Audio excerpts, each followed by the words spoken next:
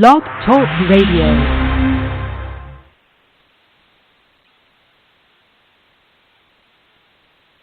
Good evening, everybody, and welcome back to another episode of Let's Talk Jets Radio.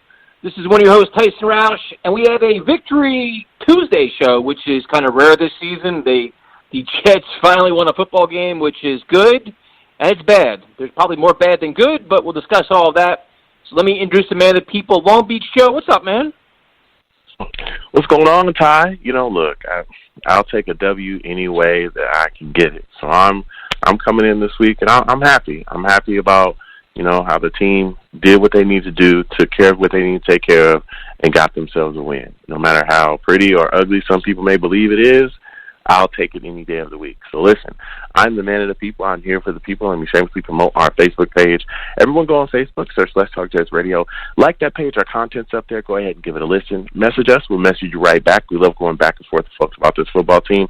Also, leave us some feedback. We love hearing what you folks think we do here on Let's Talk Jets Radio. So without further ado, Ty, go ahead and get into the show, man. I'm fired up. Yeah, as always, we're on Instagram and Twitter at Talk Jets Radio. We're on YouTube, and if you look at our YouTube channel, I'm currently in a battle with one of our followers, so sit back and enjoy those comments because I'm bringing some fire back at them. So Let's Talk Jets Radio on YouTube, never a dull moment, and we're unfiltered there, too, which makes it a lot more fun. We're on Spreaker, S-P-R-E. Yeah, see, YouTube you've unleashed me, Joe. I appreciate that because I could just say whatever I want over there. It's a lot more fun over there. Yeah, I can tell. You guys keep me in a cage here. Like, I'm in a cage. But on YouTube, you let me out of the cage. And I enjoy it so much more over there.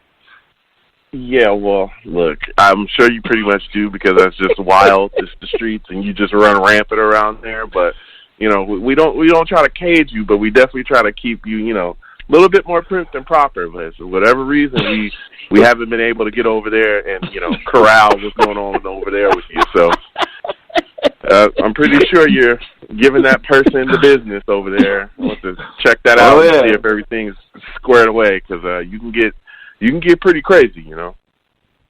So the worst problem he had was he says, "Here's my take, deal with it."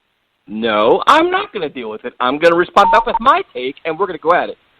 So that's always a good time. So, as always, Spreaker.com, S-P-R-E-A-K-E-R. We're also on iTunes, Stitcher, SoundCloud, all kinds of Google Play. We're on Apple podcast stuff.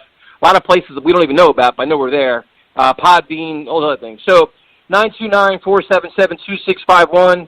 And I guess, Joe, we can start with is the injuries. And once again, this team, I don't know what happened. It's just ridiculous, but I guess the one big one, which is a problem, is Brian Winters is out for the year, and so is Chris Herndon.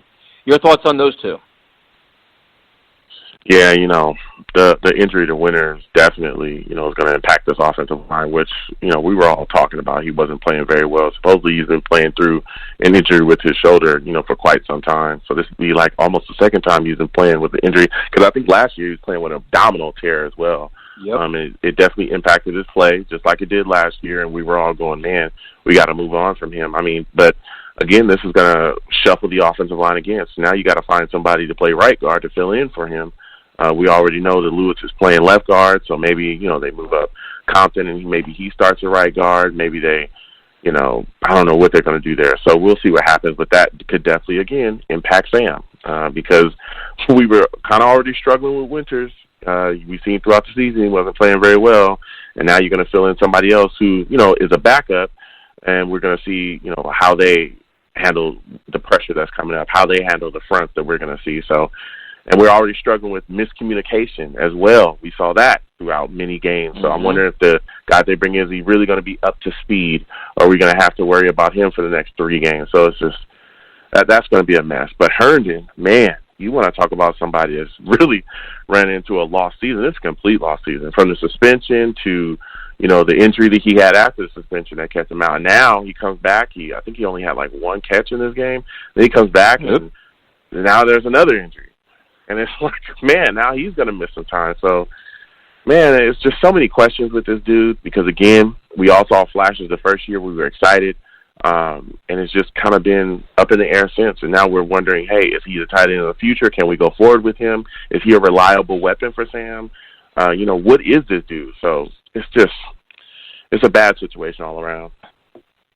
Yeah, and the one thing with Winters is, we've been so critical of him, and then you hear what he's been dealing with. You're like, damn, this dude's just a tough guy that never really complained, never mentioned it, just kept grinding through it, trying to do what was best for his team, and just, finally the injury got the best of him, and it just sucks. And it's pretty obvious he's not going to be back next year. They're not going to pay him $7 million, but the dude is tough as nails, and it's just unfortunate he couldn't stay healthy. As you said with Chris Herndon, though, it's like, dude, he was one of the guys, along with 4 or 5 other ones, where you wanted to see him take the next step this year. Not only did he not take the next step, he didn't play at all. I mean, it's a complete nightmare, and now you go into next year where it's like, okay, what do we have with Chris Herndon? We have no idea. Is Quincy Newman going to come back from injury? We have no idea. What do you do with Robbie Anderson? And the problem with all that, Joe, is that these are all playmakers we wanted for Sam Darnold. And it's like we come into the season with things that we want to have answers for, and what we're going to leave with is more questions than answers. And that's ridiculous. I mean, it's the ultimate worst case scenario. It's like every little thing we want to see happen, almost none of them are happening. Yeah, and that's extremely frustrating because, again, we're all trying to really, this season, outside of, seeing this team progress and take a step forward, is about seeing, hey, what are our weaknesses? What are our strengths? What do we need to go into the offseason and figure out? And, for what it's looking like, we've got a hell of a lot more building to do because we're finding out that, guys, either they're injured and we can't move forward with them, or their play, really, you're looking at it and you're going, this is not a guy that I want to be here for the future. But then you got question mark guys like Herndon when you're saying, okay, well, who is this guy? Do I need to draft another tight end? Do I need to go to free agency and address tight end? How exactly am I supposed to, move forward with this dude because he's not playing? And, from the suspension to the injuries, it's like, what is going on here? And, again, you want to see those weapons progress because this is all about Sam and his development as well. He's a great QB. I believe he's a great QB, but most of the fan base believes that he's a franchise guy. But if you got him out there with unproven weapons or guys that cannot get it done, we've seen that crush a QB. We've seen bad offensive line play crush a QB. We've seen, not having enough weapons crush a QB. So it's just frustrating. Yeah, it is. I mean, it's alarming when you see the offensive line melting down in front of him, the playmakers melting down around him. It's like everything you want to have for the young quarterback throughout this season has completely deteriorated. And it's unfortunate, and they're all suffering from it. He's suffering from it, the running game's suffering from it, everybody. Then you go to the defensive side of the ball, and yes, there are positives come out of this game, but I'm going to go to some of the negatives because some of them are kind of disturbing. And it's like, Darryl Roberts went out, we're like, all right, we all kind of had faith in Nate Hairston, and the secondary was horrendous. And the one thing we got to keep in mind is this is a very bad Giants team that had a lot of injuries. They only had Golden Tate. That's really they had the one rookie guy. He's good, but Nate Hairston was horrendous. It's like we are so depleted at the secondary right now. Where Bless Austin came in the best he could, but Joe, they have nobody back there. I mean, it is a bona fide mess down there. We're lucky we're playing bad teams now, like the Giants, the Redskins, with the rookie quarterback. When you play a team that has legitimate receivers, we have absolutely no chance in the world. But we're going to get blown out of the building. Yeah. I mean, that was a complete mess. They had to sit Harrison down. He was horrid. And to even think that we won this game with Brian Poole and Blesson Austin out there, it's mind-boggling. I mean, our secondary is horrid. Outside of our safety position, this entire cornerback position is going to pretty much be revamped, I truly believe. There's going to be maybe a couple guys back, maybe a handful of dudes back after that. I can see Roberts being gone. Tremaine Johnson needs to get out of here. Harrison's been very up and down, so this is something we're going to work on in the offseason. I mean, like you said, if we play some people with some solid wide receivers that can run routes and get open, we're done here because these guys can't cover anybody. Yeah, so you just going through the holes that we have. Now you see the offensive line is all banged up. It's just it's a problem. Then tight end, they still have Griffin, it's fine. But you look at the corners, it's a mess. Then you look at middle linebacker, and that's just a complete mess because you have Brandon Copeland there, and then he got hurt. So it's like, dude, they're signing guys off the street to play Sunday. This is almost back to the days when we were signing receivers like Jason Smith to start. We're at that point now with linebackers. We're we need so much help at linebacker and corner. If we sign today, pretty good chance you're playing on Sunday. Yeah, and that's another position that's a group that's turned into a mess as well with the injuries of C.J. Mosley and Hewitt and Cashman, Avery Williamson early on in the preseason as well with, Adam Gase leaving him in the game late. He ended up, getting a season ender. So it's like, man, what a mess.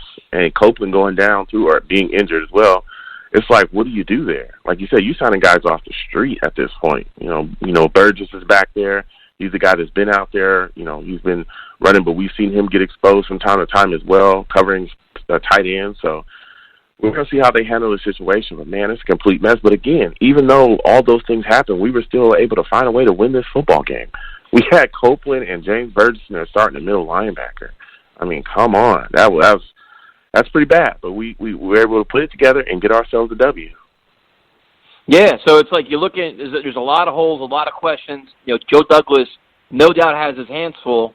And then there was, you know, obviously we'll talk about Jamal Adams in a second, but to me, one of the biggest stories was, well, it's a good and a bad. It's the play of the defensive line, but it was like unsung guys. Like Nathan Shepard comes out of the blue and does all kinds of great stuff. Yeah, Fotokasi, Kyle Phillips. Everybody but the guy supposed to be doing it. Like, the defensive line was creating havoc, except the guy that should be creating the most havoc. Yeah, absolutely. And Basham also has some plays in there as well, you know, coming around. But I'll tell you what, you know, Greg Williams and his scheme, I know a lot of people talk about how he really likes to rotate the defensive linemen in and out. You know, he's always been a guy that's done that. But, listen, Quinnen Williams got to start making some plays here. I'm sorry. This guy was picked high in the first round, and I remember I wanted Josh Allen. I was screaming for him. I said, hey, we need a pass rusher. People were telling me that this guy is an interior pass rusher and that he's going to get to the QB and that he was going to make an immediate impact. Am I not? Isn't that what they said, Tyson? Yep. Game-breaking guy. That's what they said, right? Okay, so that's, you know, and again, I understand he's a rookie. I'm not, you know, bashing. I'm not calling him a bust. I'm not saying any of those things. But what I am saying is I want to see more from Quinnen Williams because guys like, you know, like you said, Fadukasi, Nathan Shepard, who's taken some time to come along, but he made some plays. Jordan Willis is out there. Kyle Phillips is out there. Like I said, Terrell Basham. These guys are like kind of no-name guys, you know. We were wondering if Nathan Shepard was even going to make the roster at one point this offseason. I remember we had, you know, shows. There were people calling in. You were talking about. We were talking about cutting him because we thought, hey, they're going to move on from this guy because there are other guys coming on. And so you got Quinnen Williams out there, and we were looking, hey, where's this kid at? Where's the sacks from a lot of these scouts that I was hearing about? How interior pressure was going to come. He was going to collapse the pocket. He was going to throw tackles and guards around, and he was going to get to the quarterback. Where are those things at? Where's these big-time impact plays? You know what I'm saying? So I need to start seeing that stuff from him. And, again, I understand he's a rookie, but I need to start seeing that stuff because, again, there's guys that are no-name guys that are outperforming him at this point. Yeah, and the thing with Greg Williams is he does like to platoon guys, but he also rides the hot hand. And the hot hand was not Quinnen Williams by no means. Everybody but him was making big-time plays. And I will further that by saying, listen, I'm just a fan saying that. Brian Baldinger, who did the analysis of the Jet game today, with his film analysis, and somebody said, what about Quinnen Williams? He goes, I only comment on guys that make plays. Boom. That's it. I mean, that's it. And that's an expert analyst. That's not me. It's not you. That's him saying that. So Quinnen Williams has to get his head out of his ass and start doing something. The rookie excuse does not apply when Nathan Shepard's been missing all his time for a suspension and everything else. And that's it. You know, these guys are unheralded guys making plays. And, you know, this is, it's like, it's becoming to the point where you're starting to be like, oh, my God, is this Leonard Williams part 2? And you're like, all right, he's super young and all these other things, but, dude, this was a bad Giants team. Like, this Giants offensive line was a mess. We took advantage of it, and he didn't. So somebody's got to put a fire in his ass and say, listen, man, you got to just step your game up here because this is unacceptable. Like every other draft pick in the first round is making it a significant impact, but him. Yep. Yeah. And again, because and I was scared. I'll talk about multiple guys on here that are actually really impacting, you know, their teams right now and doing things. Josh Allen is one of them. Burns, I remember I was talking about Burns, talking about trading down and taking that guy. He's the guy that's making an impact on his team as well. So Quinnen's got to start coming along here. We need to see more from this kid, especially when you're taking him so high and everyone was screaming he's the best player in the draft, and the Jets got the best player yet again, and he's going to come in and really have a significant impact. That's why you should take him. He's going to be a for sure can't-miss guy. He's going to have impact year one. That is guaranteed, and we haven't seen enough of that. So I'm not going to say he's Leonard Williams part 2, not just yet, But I am saying that he needs to start coming along and start doing something, especially when you're getting outperformed. Guys like Fatukasi, who's really out there just throwing guys around and doing whatever it takes, to shore up and get to guys. Yeah, so that, the defensive line was definitely a highlight, the way they were getting after it, the way they were swarming. And then, Jamal Adams was the best player on the field, and it wasn't even close. That was, that was, a lot of us have been saying, listen, man, we love your energy, we love your passion. Last week it wasn't good. He had an off game, probably because he was probably distracted with all the off-the-field nonsense. But it's like, listen, man, sometimes just make a statement with your play. And he went above and beyond. That was like an all-pro Troy Polamalu, Ed Reed kind of performance. That's the kind of stuff where it's like, dude, you want to give him like a lifetime contract at games like that. Best player on the field, Joe. His energy, his passion, his desire to win was probably the deciding factor in this game. Yeah, I think this is probably the best game I've ever seen out of Adams in his career here. He was phenomenal. He did everything, dude. Rushed, got sacks, got forced fumbles. We saw him strip Daniel Jones and running back for a TD. He was everywhere, man, and he did his thing out there. I know there was a lot of fans a couple weeks ago that was calling him a trash safety, saying that they wanted to trade him and that he wasn't very valuable. I do remember all those comments, all right? And I understand, again, he was frustrated with the franchise and all these other things, all that stuff that went on. But, man, this is Jamal Adams is a phenomenal player, and this was a phenomenal performance by him, and he helped us get that win, because without that TD, who knows where we would be. Because, again, the offense from, I think it was like the second quarter to the third quarter was kind of struggling. They were struggling there. Not a lot of adjustments. There were a lot of dead drives and stuff. So this guy put points on the board as well for us. So, listen, hats off to Jamal Adams. He played great. Jordan Jenkins, also very impactful in this game as well, too. Have some sacks. This dude is really turning into something. This dude is really getting out there. This is the guy that I've talked about in the preseason as well that could possibly lead the team in sacks. Dude, he keeps performing the way he does. He definitely will. So shout out to both of those players. Yeah, no doubt. And Jordan Jenkins, I tweeted that out there a couple times where it's like, listen, that's kind of one of the guys that when you look at re-signing players and bringing back for next year, he's got to be on the list. The Jets linebacking group is their linebacking group is a mess. He's really the only guy they have. Brandon Copeland's doing the best he can, but everybody else has been injured. It's a mess, so he's got to be a candidate there. You mentioned, obviously Jamal Adams, and I guess it's so funny what you said about how the offense sputtered. You saw the good and bad of Darnold and Gase in the first three quarters of this game, and this is what will drive Jet fans absolutely insane. They come out on fire. Sam looks comfortable. They're in rhythm. All their scripted plays. Once the scripted plays are done, Sam looks lost. He gets confused, doesn't do things well, and the play calling goes right to hell. And that, Joe, we've seen it all friggin' year long. And listen, I understand we want to talk about a win and be happy, but listen, at some point we got to have like a look for the future here and try to figure out what the hell we're doing. And wins like this are great, but if a win like this over the Redskins is not going to be great, because what it's going to do is it's going to allow this coaching and these issues to stay. And, Joe, I'm so tired of seeing once they go off script, the offense is terrible. It's like they don't make any adjustments. They don't know how to adapt.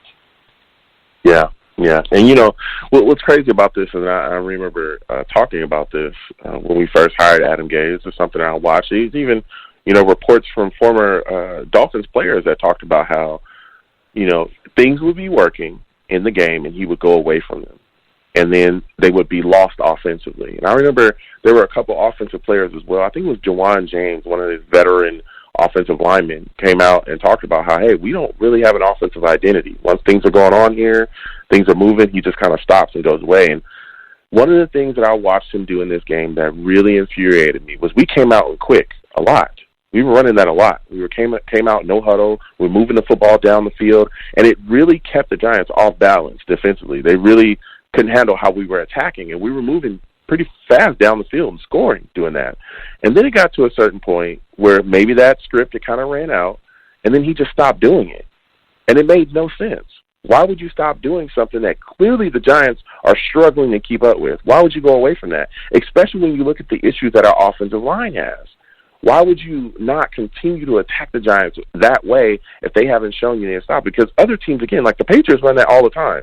The Patriots don't have the greatest offensive line. They come out, they run a lot of quick, and they get down the field. And they'll keep running that until you show that you can stop it or make an adjustment. And I just feel like he goes away from things that work. And then when he goes away from them, he doesn't make adjustments to what the defense is doing. It's like he just goes into, I'm just going to call this. And that's where you see the offense start to sputter again. You start to see these dead drives. You start to see these drives that don't make any sense.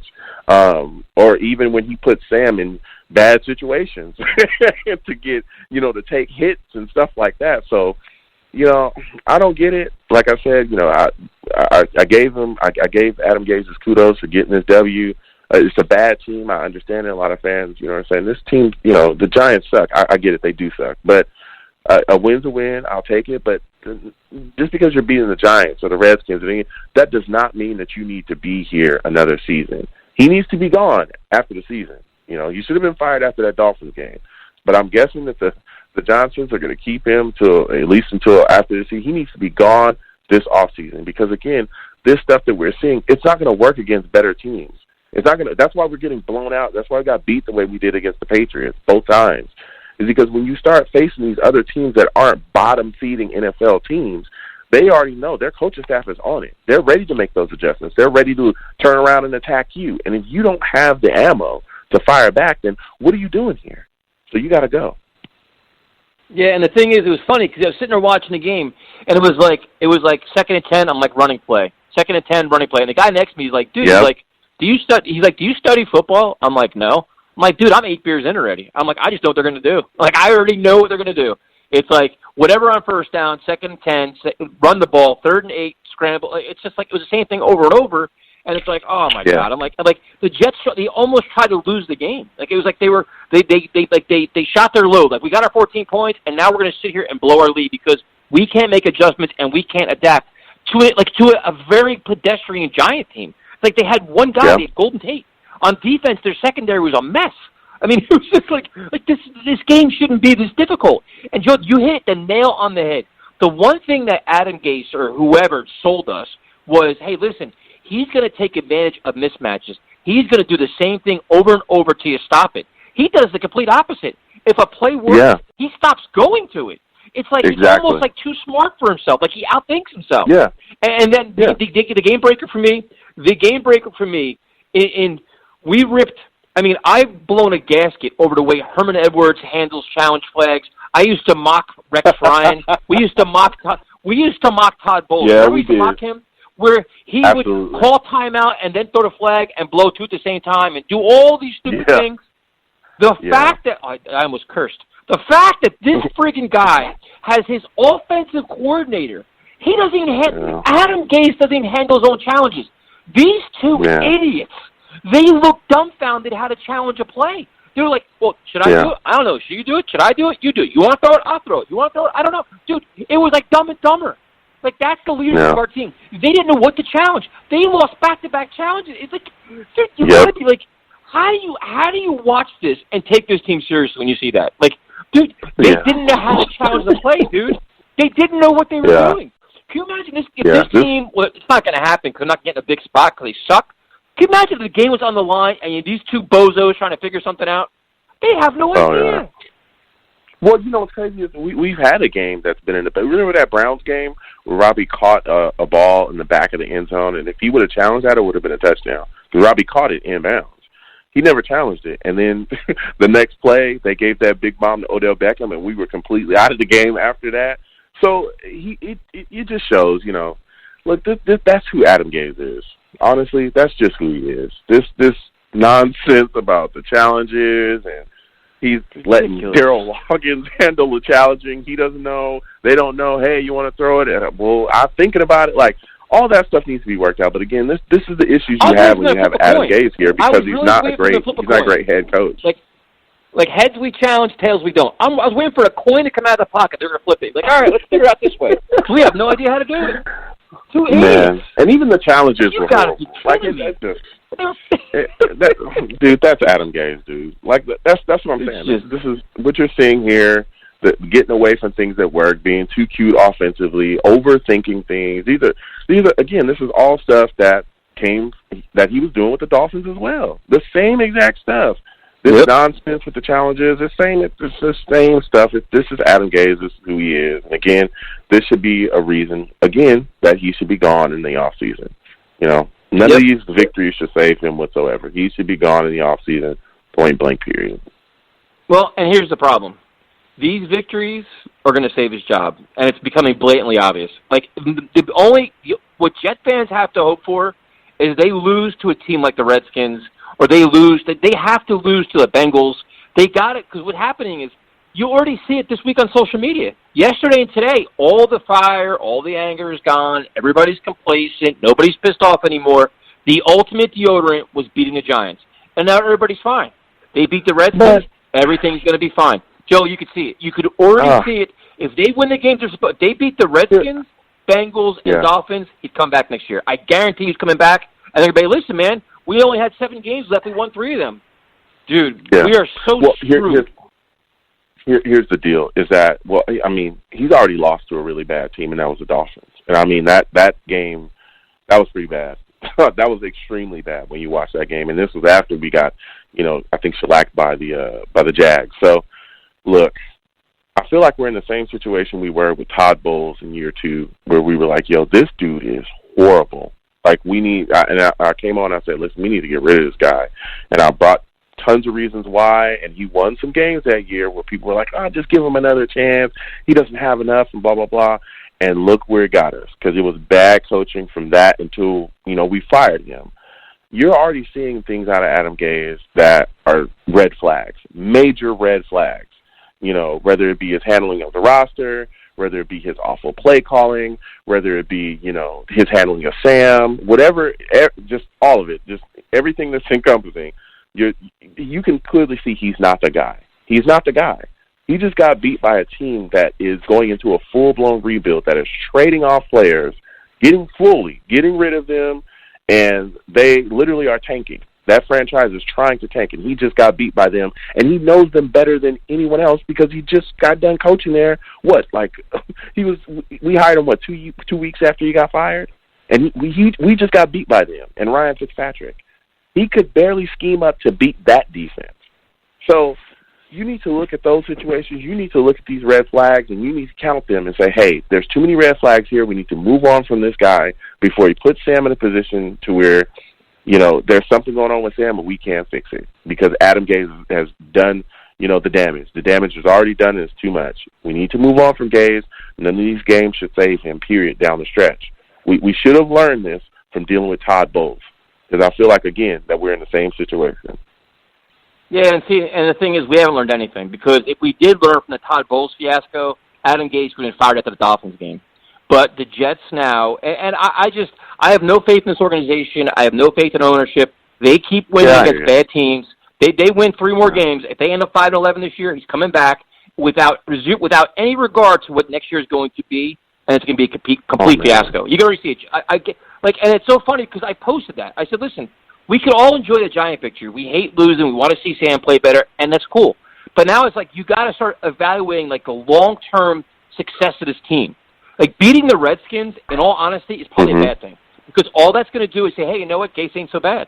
Let's ignore the fact that it's going to be Haskins playing a quarterback. They're a complete team in more disarray than we are.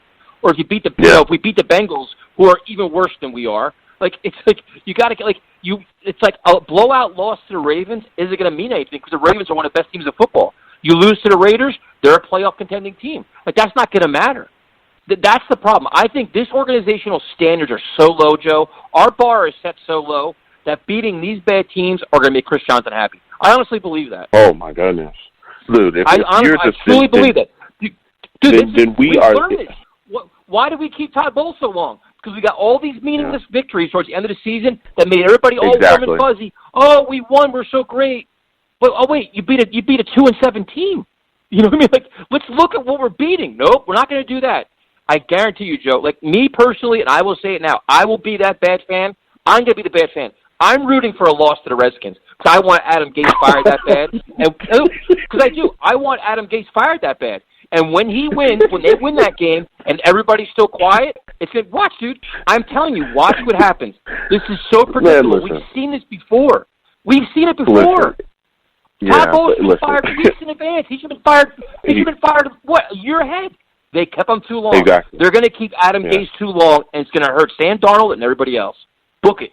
Yeah, look, if you're, I'm not gonna wish for a loss to any team. But I've heard that from other fans as well that say, hey, I hope we lose out just so we can get rid of this guy, get his ass out of here as soon as possible. Look, I get it. And, I don't necessarily agree. I want to see this team win. But, listen, if the Johnsons are okay with beating horrid teams, I mean bad teams like the Dolphins and all these other teams that are just in complete disarray, and that is like your benchmark for being good, then we're just going to be married to losing. If you keep Adam Gase here, and this is why this is extremely important, we need to get rid of him this offseason, because if you don't, what you're doing is, because we're going to go into the rebuild, because we've already talked about it. You can already see the writings on the wall here.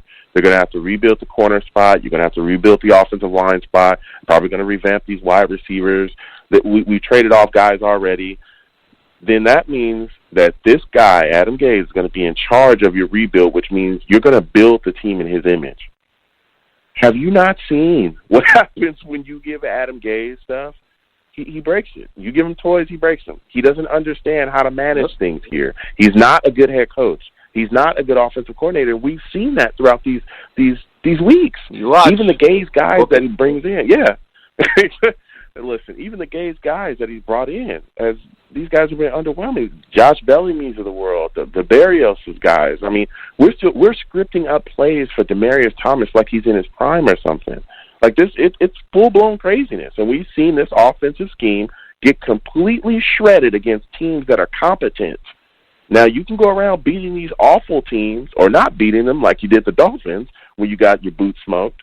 But these other awful teams that you're hanging around with, and you beat them, yeah, you might be able to win them, but you won't beat them. We won't compete with the Raiders or the Ravens or any of these other good teams in the future that are going to continue to build and get better. You got to get rid of this guy as soon as possible. We can't let the Todd Bowles effect happen again, when you let a guy hang around too long and linger and be in a huge position to lead your franchise for the near future and put you in a horrible situation.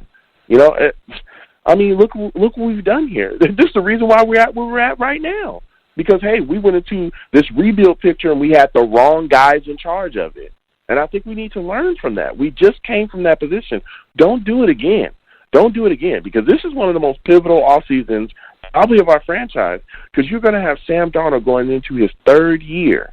And you need to figure out how you're going to help this kid, point blank period. You need to get him weapons. You need to, put him in a situation where he can succeed in this league. And so you can groom, grow, and mature this kid. And if you're not going to do that, then I don't even know what to say. Well, I know what to say, but I will save it till after our guest. So for all you guys on hold, we're going to change the topic real quick, but 929-477-2651, and I will share you my plan for how the Jets are going to ruin the next 2 years. But we're going to go to something. I guarantee it. I've locked in with this one. We're going to go to Community Food Bank in New Jersey. Obviously, we have them on every year. It's very, very important, especially this time of year where the holidays are coming, Thanksgiving, Christmas, and everything else. And you want everybody to have the ability to share the same kind of, happiness we have in terms of having a plentiful meal, and enjoying other things. So we're going to bring on, I hope I say her name right. I think I blew it last year too, Joe. Julienne Cherry. She can probably correct me. Julienne, this is Joe. Right. You got it right. How you doing? All right. I'm doing good. You got it right. Thank you for joining us tonight. We appreciate it. Thank you for having me. Can you just give us a little background on the food bank and what you do there? Yeah, so the food bank next year, we will be celebrating 45 awesome years of fighting hunger and poverty in the state of New Jersey and closing the gaps and trying to find long-term solutions to end hunger in the state of New Jersey. Hello, Julienne, and I want to welcome you to the show. And again, I want to thank you for everything that you're doing there with the Community Food Bank in New Jersey. You guys do awesome work, and you definitely do exactly what's needed in the community. And my question for you is, what kind of programs do you offer for people dealing with issues of hunger? We offer an array of programs, and I'm just going to highlight a few because, my heart always goes out to the children and the seniors. Because those are the populations where it's really difficult for people to help feed themselves. So for our children, our child feeding programs, we have our family pack program, which is a weekend bag meal, which is usually put in the child's backpack, and the child goes home, and it's a weekend meal for the entire family. We also have a Kids Cafe program, which is a warm, nutritious meal, and that's served to the students in the late afternoon, because we often know that sometimes that breakfast and lunch is the only meal that they may get prior to going home. So we at the Community Food Bank in New Jersey, our Food Service Training Academy, it's a training academy that's 16 weeks, and those students prepare the meals for those children that are in need.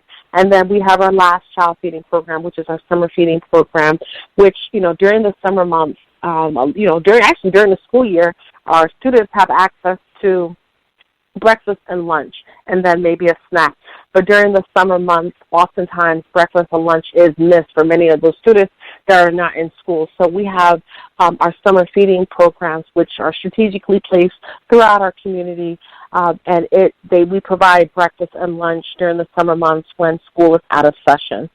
We have two other programs which are near and dear, which is our CSFP, which is our Commodity Supplemental Food Program, which is for our seniors. It is a box meal program where we deliver and we provide food to almost 6,700 seniors every single month. And we provide that food to them every month. And they come down and they're so happy to receive those foods.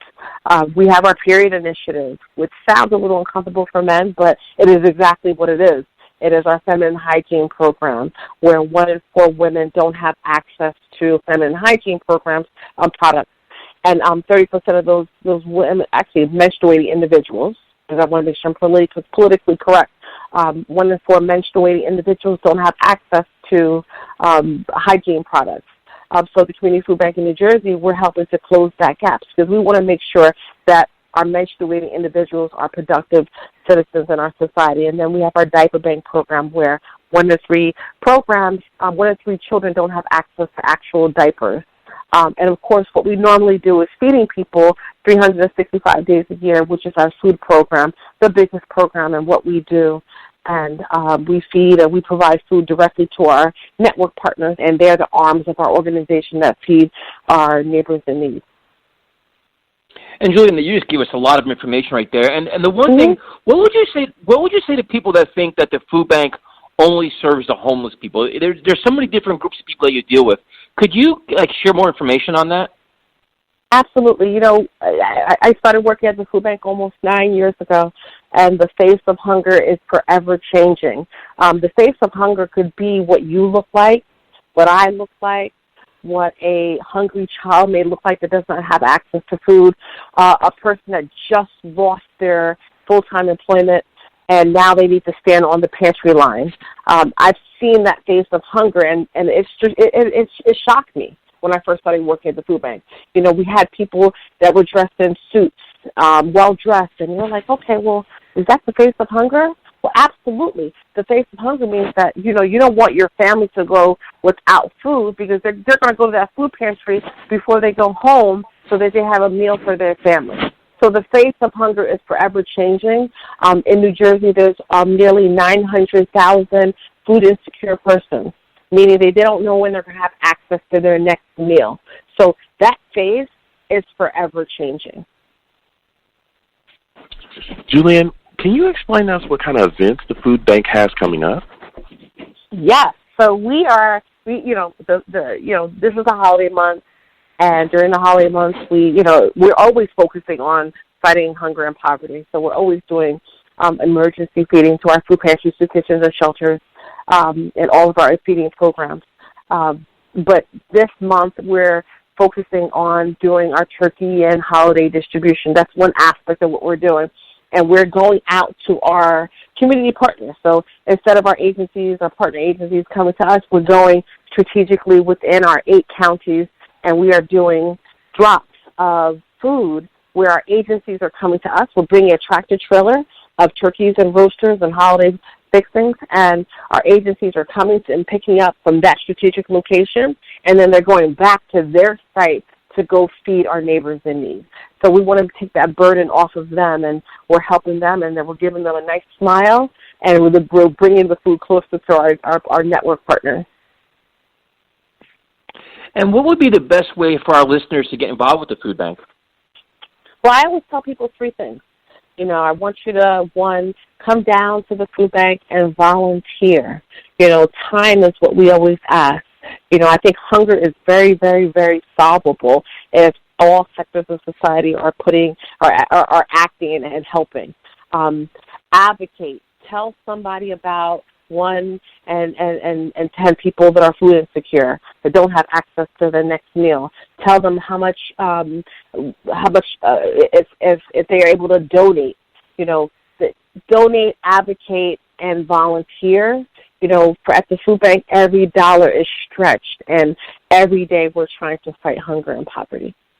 So they could definitely visit our website at cfbnj.org. For every dollar that they donate, we're able to provide numerous meals to our neighbors in need. Awesome. Well, Julienne, first of all, thank you very much for joining us tonight. We definitely appreciate your time, and thank you for everything you're doing with the Community Food Bank of New Jersey. I always see all your information at the shop right by us. I live in Bricktown, New Jersey, so it's I always see everything, and we're trying to do our best to help raise awareness for you guys. Yeah, every time you're at the shop there's the Partners in Caring donate. Every dollar stretch that is donated goes to our community partners, and where they're able to access more food. So definitely support the Community Food Bank of New Jersey. Tell somebody about our mission, which is to fight hunger and poverty and to identify long-term solutions to end. And we want to end it.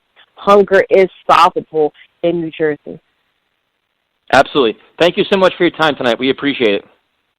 Thank you so much for having me. Hopefully we'll talk next year. Absolutely. Have a good night.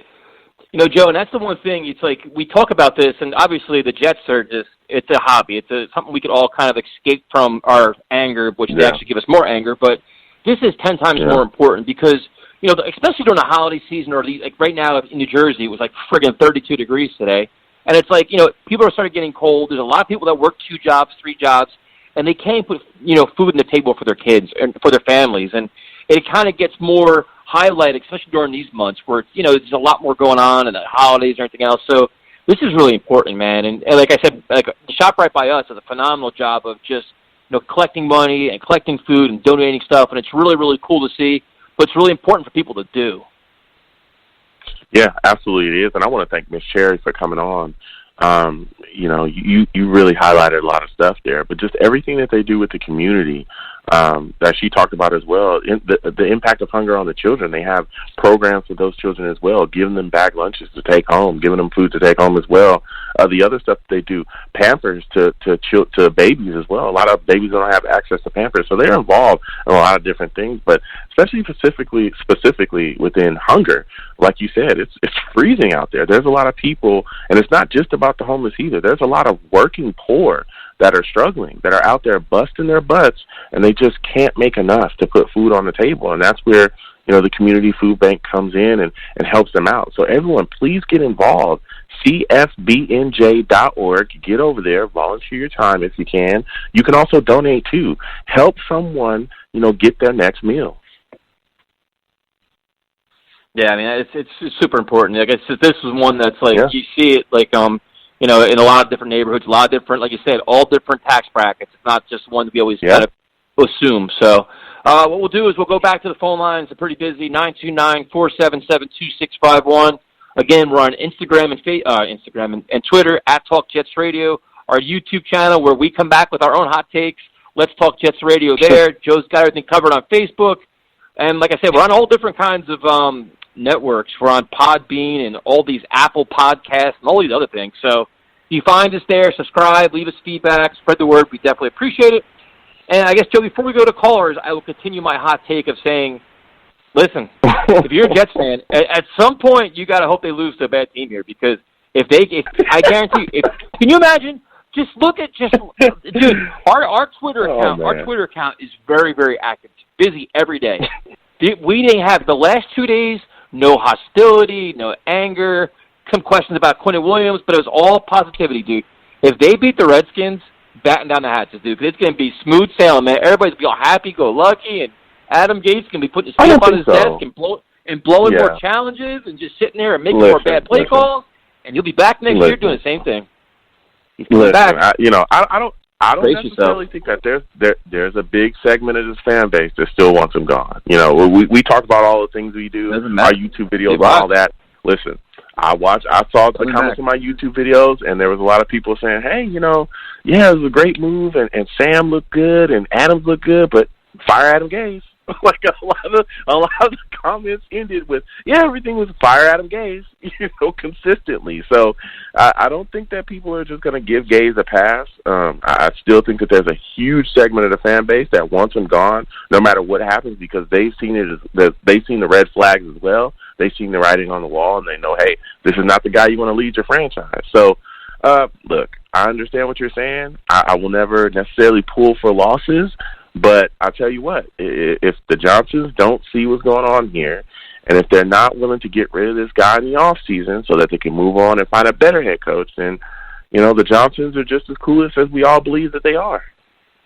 Yep, I think that's the case. So we're going to start going through the phones, start to pick people's brains and see if we can just look at it. Nigel's been pretty consistent the last couple of weeks. Let's see what he has to say now. Nigel, the Jets beat the Giants. Are you excited? We won a game, man. Are you excited?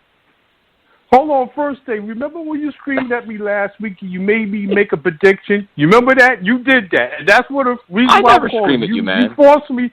That loud talking anyway, in metaphor. But anyway, you forced me to make a prediction, okay? So they won. That's your fault. You understand what I'm saying? So we'll put that to the side. Hey, listen, you made me make a prediction, okay? All right? I didn't want to make that prediction, but anyway. Now I'm getting blamed for things. This is ridiculous. Well, I can't take the blame for it. So, listen, couple of hot takes, right? Now we know what loggers do, okay? Besides getting coffee and going to McDonald's, he holds the flag, okay? Well, at least he's doing something. He can't even do that. Right? At least he has a job. We know what he does.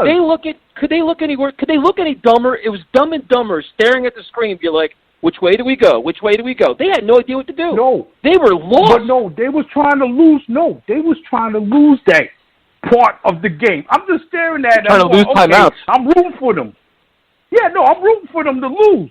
See, the thing is, guys, the city must burn before we can rebuild it. What I've been advocating, this thing needs to be ripped to the studs, gates shot into the sun, and let's move on, okay? So let's look at a couple of things. Jamal Adams saved Adam Gase's job this game, okay? He saved his job, okay? If it wasn't for Jamal Adams, okay, the game would have been tied up, and something goofy would have happened. They would have made a field goal, and we would have lost that game. Also, we was getting smoked by, what was that, Darius Slater? Who's the wide receiver of the Giants? Him and Tate. We got smoked by them. They scored, 30-some-odd points on us. So the thing is to say, oh, yes, we won a game. We shouldn't be doing that. We should be trying to lose games, and that's it. Hello? Show your thoughts. I'll say. I was gonna say something really sarcastic about Adam Gase. I'm gonna refrain. I'm gonna try to keep it a little bit more positive, because what's gonna happen is the Jets won a game. They're gonna say me and Joe are way too negative. So I'm not gonna do that. What are your thoughts on the defense? Okay. What are your thoughts on the defensive line where Nathan Shepard emerged, Kyle Phillips played well, Fodakostas played well, but Quinnen Williams was kind of invisible? What are your thoughts on that? Well, I'm going to give Quinnen a pass. He's a baby, okay? And the thing is, it's a big step up between playing in college and coming into the pros, because those offensive linemen. Dude, are you serious? Well, listen. We're gonna say a big step up from college to the pros. Oh well, my listen, God! Just hear me out. You beat me up again. You beat me up again. I'm good. Yeah, my gloves are off, dude. I'm not buying this. Let me just finish. Nope. Let me just finish. Listen, I know he was drafted third, okay? But he's getting pushed all over the place. No, because you know why? It's coaching. Come on, hold on. The thing is, he should be a little baby monster. No, hold on. He should be a lot further. No, hit me on. He should be further on than what he is now. So something is going on with him. Yeah, he's just not good. That's all. Why are guys that are first season? Well, I wouldn't say that he's not good. Listen. First off, Nigel, I want to thank you for calling in. How you doing? Three guys got a pass rush, and he's the only one that didn't. Three of them. Three different guys. And guys, that's four. Hold on a second. I'm not going to say that he's not good. For Christ's sakes. He's a solid player, but he's not giving us what we need. You know, he's not being the impactful, defensive lineman that we were claiming, or people were claiming that we were getting. From every Twitter scout to everybody saying that this guy was going to be an immediate impact. He's going to be a can't-miss guy. He was going to bring immediate pressure from the interior. That's what I've heard consistently. Anytime you talked about drafting anyone outside of Quinnen Williams, it was, if you don't think Quinnen Williams is a pass rusher, you don't know what you're talking about. I remember hearing that multiple times on this show. Yes. So, and he's not delivering on that end. Jr. He could be Leonard Williams Jr. If he's Leonard Williams Jr., then we got issues, okay? Because when Josh Allen was on the board, I thought the Jets was going to take him. Look, you got your pass rusher. Yeah. You need to address that. They took Quentin. Yeah. I'm like, okay, let's see what happens. But he could be Leonard Williams Jr. and stuff like that, which he is. Well, but the thing is, Nigel, hold on a second. I want to get your thoughts on this, though, man. And I hear what you're saying. Okay. And look, I don't even want to think of him as Leonard Williams Jr. because if you took a guy that high again, you just and you're going to whiff on he's not going to do anything, then we are going to be in some trouble. But what are your thoughts about Jordan Jenkins, a guy that is definitely coming on and doing big things? This guy is really showing up and showing out on a weekly basis. Yes. This is a guy that needs to be re-signed and kept in the rotation. And these are the guys that you need to keep. All right, him, Fukalaki, I keep mispronouncing his name, and Jenkins, and these guys, they really showing up and they playing. You understand what I'm saying? And then everybody else, you could drive them to LaGuardia. Everybody else, just, here's the bus. All y'all go to get on a plane and get lost. But like I said before, guys, go ahead, I'm listening. Go ahead. Listen, guys, I'm just going to say one thing. If you want to save the Jets, you're going to have to watch it burn like the Joker, okay? You're going to have to think like the Joker. You're going to have to hope that this whole thing implodes on itself. Yep. Because if Gase, hear me out, if Gase wins a couple of these games, he's going to be back next year. He's going to be back. Completely agree. No, I don't agree. 5-11, he's coming back. I agree. 5'11", 6'10", he's coming back with a smile on his face. Big smile. And no beard. If we're talking about this thing completely imploding, and we're talking about, and I get it, we can lose games but not completely implode. If this has to completely implode to where guys are playing trash, then that's going to affect Sam. And I think that that's what a lot of people are kind of losing in the mix of this, is that if you got guys going out there not playing well or not, if you got an offensive line that cannot hold up, if Adam Gase just continues to, put Sam in position to take big shots, and if he continues, or if he's taking those big shots for the rest of this year, there may be things happen to him that you can't even fix. So if this entire thing implodes, because people aren't just questioning Adam Gase, there's a lot of fans that are questioning Sam Darnold throughout this as well because of the issues on the team. I know y'all see that too. There's fans that have literally called him a bust. But they're talking about, hey, we should draft Tua. Right, we should. That's already talking about that. So let me tell you something. Look, I get what you guys are saying. I understand you want Gase gone. I never wanted him hired. He should have been fired after the Dolphins game. But thinking that things need to completely implode to move on from this dumbass guy, I don't think that's necessarily true. We've already seen the red flags here. They should move on from him, but we don't have to have things completely implode, because if they completely implode, then that impacts way more than just him. That means literally we're going to have to get rid of everybody. That means everybody's got to go.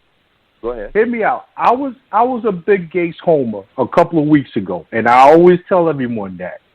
But you know the one thing that drives me up the wall and makes me want to just throw a shoot at my TV set? This guy, it seems like adjustments is like beyond him. It's like he's allergic to making adjustments. Look at Belichick. Belichick is there. Now I don't know why he's writing on a piece of board or something, because I don't know what this guy is doing. He's not making adjustments, and he will not adjust. Once he comes out of the script, it seems like he's totally lost. So what do you want to do? You want Gase to come back next year with his team now. These are his guys, and then everything implodes, and now we got all these guys on the roster and stuff like that? Think about that. Well, Nigel, I think you can have, listen, two things can be true. You can have a quarterback that's solid, and you can also have a horrible-ass head coach and offensive coordinator. Two things can be true. Okay, so listen, he doesn't have to, just because, even if we win games, he does not have to come back here if Sam is performing well. He could still be canned. He should still be fired. Still be gone. There's no reason for him to be here whatsoever. But you know what? But it's the optics. Everything that you're talking about, though, Nigel, the lack of adjustments, all that stuff, that was stuff that I told you about when you called in initially. Yes. You were talking about how great Adam Gase is. He's never changed. He's never changed. He's always been this guy. So if he's always been this guy, and we're still seeing this guy continue to be this guy, then it's time to move on from him. And all that stuff does not, again, if we win games throughout the rest of the season, all of that does not mean that he should be back here. That's not what that means, because we've seen who he truly is, and we need to walk away from him. The same way the Dolphins did. When they saw who he truly was, they walked away from him. The same way we walked away from Todd Bowles. When we said, hey, this guy is bad. We should have walked away earlier. We didn't. This is our time to walk away from a guy that we could is in over his head and has no business. But hear me out. You know what Chris Johnson needs right now? He needs political cover. And he's hoping that Adam Gase give him the political cover for him to bring him back. You understand what I'm saying? He's looking for that political cover. They went, listen, they go what? 5-11, 6-10? Gase is coming back, guys. That's realistic. You know, what Chris Johnson needs to make a good decision, for once. He needs to make a good decision. You went and got Joe Douglas, who I think is a guy that could be a solid guy for your front office. You gave him his staff. You need to make a solid decision at your head coaching position, because all of this was set up completely wrong to begin with. We talked about that in the offseason. Of course. Allowing Mac to do his thing, and then you allowed Mac to hire Gase, then you fired Mac because Gase on him, all this stuff. You need to go and make a good decision and find a leader, a guy with equity, a guy that can come in and really coach this football team and take us to the next level. Adam Gase is not that guy. And if Chris Johnson thinks that he is, then Chris and Woody need to sell this team. If they really think that Gase is the guy, you need to sell this team, because you have no clue of what you're doing. A quick thing, I was reading where Jeff Bezos, he's looking to buy an NFL team now. Okay? Listen, selling it, man. You know, I just heard that. No, they ain't. Well, Johnson would never sell him, man. Well, if they come up with some numbers now to pique their interest, but the last thing I'm going to say is this, right? Look, this is what I want to say. I was watching Pete Carroll last night, and remember we fired him with 1 year, and he became good somewhere else? I don't think that's going to happen with Gase, okay? Because the thing is, at least Pete Carroll, he adjusted his game. He found some retrospect. I don't see that with Gase. I think with Gase is my way or the highway. And that's it, guys. You know, I'll call up next week and just pray they just totally implode so we can rip the whole thing to the studs, get ourselves a new coach. And you know what? The last thing, Chris Johnson should say to Joe Douglas, please take the steering wheel and just run everything. And that's it. Well, yeah, Nigel, thanks for calling. I mean, that's one of the biggest things we're trying to figure out is what the power structure still remains in the New York Jets. How much power does Joe Douglas have? And from what we all know, he doesn't have much. He doesn't have power over Adam Gase. They are both on the same level, and that's the problem. So Chris Johnson asked Adam Gase for advice, and he asked Joe Douglas for advice, and they all have a little, sit at the table and figure it out. And it's just, that's the problem. But, Joe, I completely agree, and I will stick to it. The more the Jets keep winning these meaningless games against bad teams, it builds Adam Gase's case. And now the more injuries, which seem to be an Adam Gase thing, because he did the same thing in Miami, all these injuries are piling up are more excuses. So now Brian Winters and Chris Herndon add to the list. The list keeps growing. Now you have more and more holes. We've already talked about it. The secondary is decimated. They have no corners. The middle linebacker position, decimated. They're going to be signing guys today and playing them on Sunday, and that's a problem. Yeah. And that's an excuse. Yeah, but and that's how they're going to justify things. And then and you said it yourself, look at all these things we're missing, and we still won the game. You're building a case for Gase, and you don't even realize it. They're winning despite all these things. Yeah, I'm telling you. Yeah, no, I'm actually. Adam well, Gase first is back off, I next want to year. thank. It's going to happen. Yeah, look, I'm just hoping it doesn't happen. I want to thank Nigel for calling in because he always brings fire, and I can't wait to hear from him on the next show. Look, I hear you. Our cornerback position's a mess and all these other things, but what does that have to do with our offense? Because that's what Adam Gase was brought in here for. He's not a full head coach. We all know that. This guy is literally just an offensive mind. I mean, he said it himself when he first got hired. They were looking for a head coach of the defense. Anybody remember that? You want to know why? Because he doesn't know anything about defense. So that has nothing to do with Adam Gase. You look at the offensive output from this team, it's been horrific this year. It's been horrific. It's been so bad. We're nearly, or at least before the Giants game, we were bottom of the league in everything offensively, damn near. And we were ranked last. That has nothing to do with the offense. As a matter of fact, when we talk about corners not being there and the injuries we have at linebacker and the fact that we're still able to go out there and compete defensively, that does nothing but tip a cap to Greg Williams. Greg Williams and his defense has been way better than this offense this entire year. And we've been talking about that this entire – so that brings a tip of the cap to whoever we bring in here, hey, maybe you should keep Greg Williams on your staff because this guy was able to produce with a whole bunch of mess out here. Adam Gase is the one that is finding ways to misuse guys offensively. Adam Gase is the guy that's putting an offensive line in positions they should not be in. Adam Gase is the guy that can't understand how to use Le'Veon Bell. So where's that? So that look, I understand building a case, but I'm damn sure not building a case for Adam Gase. If anything, especially with Sam Darnold taking the shots that he's been taking, that you look at again all these red flags. That's building a case to get his ass out of here as soon as possible. You could barely put up points on the Dolphins, a team that is trying to lose. So, no, he needs to get out of here. I don't think everything needs to implode to get him out of here. I do think that will definitely, speed up the process. But if you look at, you look at the red flags and you look at what we're seeing out here, he should be gone. You beat a couple of really bad teams like we're playing that's coming up. That doesn't mean you should stay here. That means you should go. The Jets were 1-7. If they end the season 4-4, he's coming back. That's how he's going to justify it. I got my quarterback back. I overcame. Dude, it's just this is what the Johnsons do. This is what what we're going to do is we'll keep asking the callers. I think this is going to happen. I almost guarantee it's going to happen. I know this situation. I've been burned by Todd Bowles and this incompetent ownership before. It's going to happen again. We're going to go to our good friend, Mr. NYSF Magazine. So what's up, Jay? What's up, man? Guys, okay. There's so much to discuss tonight, fellas. Here's the thing. 6 wins? You guys are really concerned that somehow that this clown head coach of ours is going to figure out a way to scheme up ways to win 4 more games? I'm not seeing it. At least 3. I'm sorry, guys. They'll win at least 3. Listen. Jay, the Redskins and Bengals are 2. No. You're not just going to go to Washington and go to Cincinnati with our team, with our head coach, and just walk in there and just have it be a given that we're going to win both of those games. Winning those games. Okay, Tyson. Wow. What happened? They're not losing. We're not losing to Haskins. Dude, Haskins isn't even an NFL quarterback. The guy's not ready to play in the NFL. They're starting him.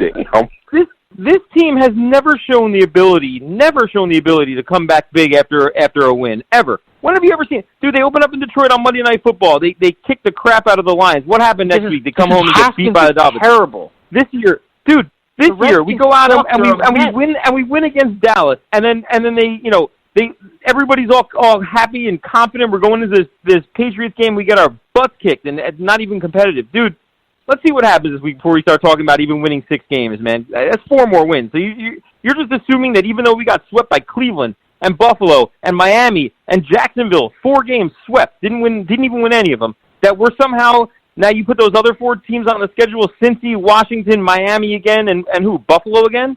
We're gonna win all 4 of those, or who are we gonna beat? Pittsburgh? No. Baltimore? No. Oakland? We're not beating them. So, Yeah, best case would be 6 wins, but I'm not seeing that. They'll win 4 games this year, and that being the case, if they can win 4, as far as I'm concerned, any game they win right now is a miracle. That Giants game was a clown show. Everybody's all excited about it because Darnold actually played pretty well, but he didn't light it up like he did against like Houston, Green Bay last year. Look at social media the last 2 days. Social media's been calm. Everybody's been happy. Everybody's praising the players that did well. Jamal Adams this, Sam Darnold that. They're talking playoffs. Not an ounce about fun. Exactly, and that's the problem. They're talking running the table and going to the playoffs. Have you smoked crack? The Jet fans have calmed down. Everybody's calmed down. Nobody's angry anymore. Winning is the ultimate deodorant. Everybody's calm. And then they beat the Redskins. Jay, here's the thing. They beat the Giants and Redskins. How the hell are you going to have a fire Adam Gase campaign when they've won 2 in a row? You can't. No, listen. I'm telling you, you need to root for losses.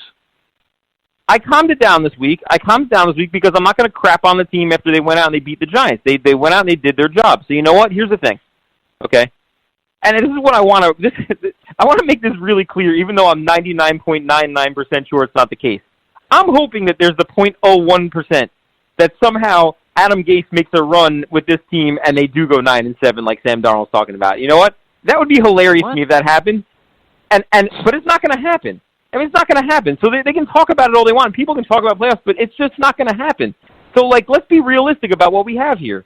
We have a bad coach, we have a bad team, and we were lucky to get by the Giants. It took just like Nigel was saying before, it took a Jamal Adams strip sack touchdown. You're not going to get one of those every game, and to beat the worst defense in football.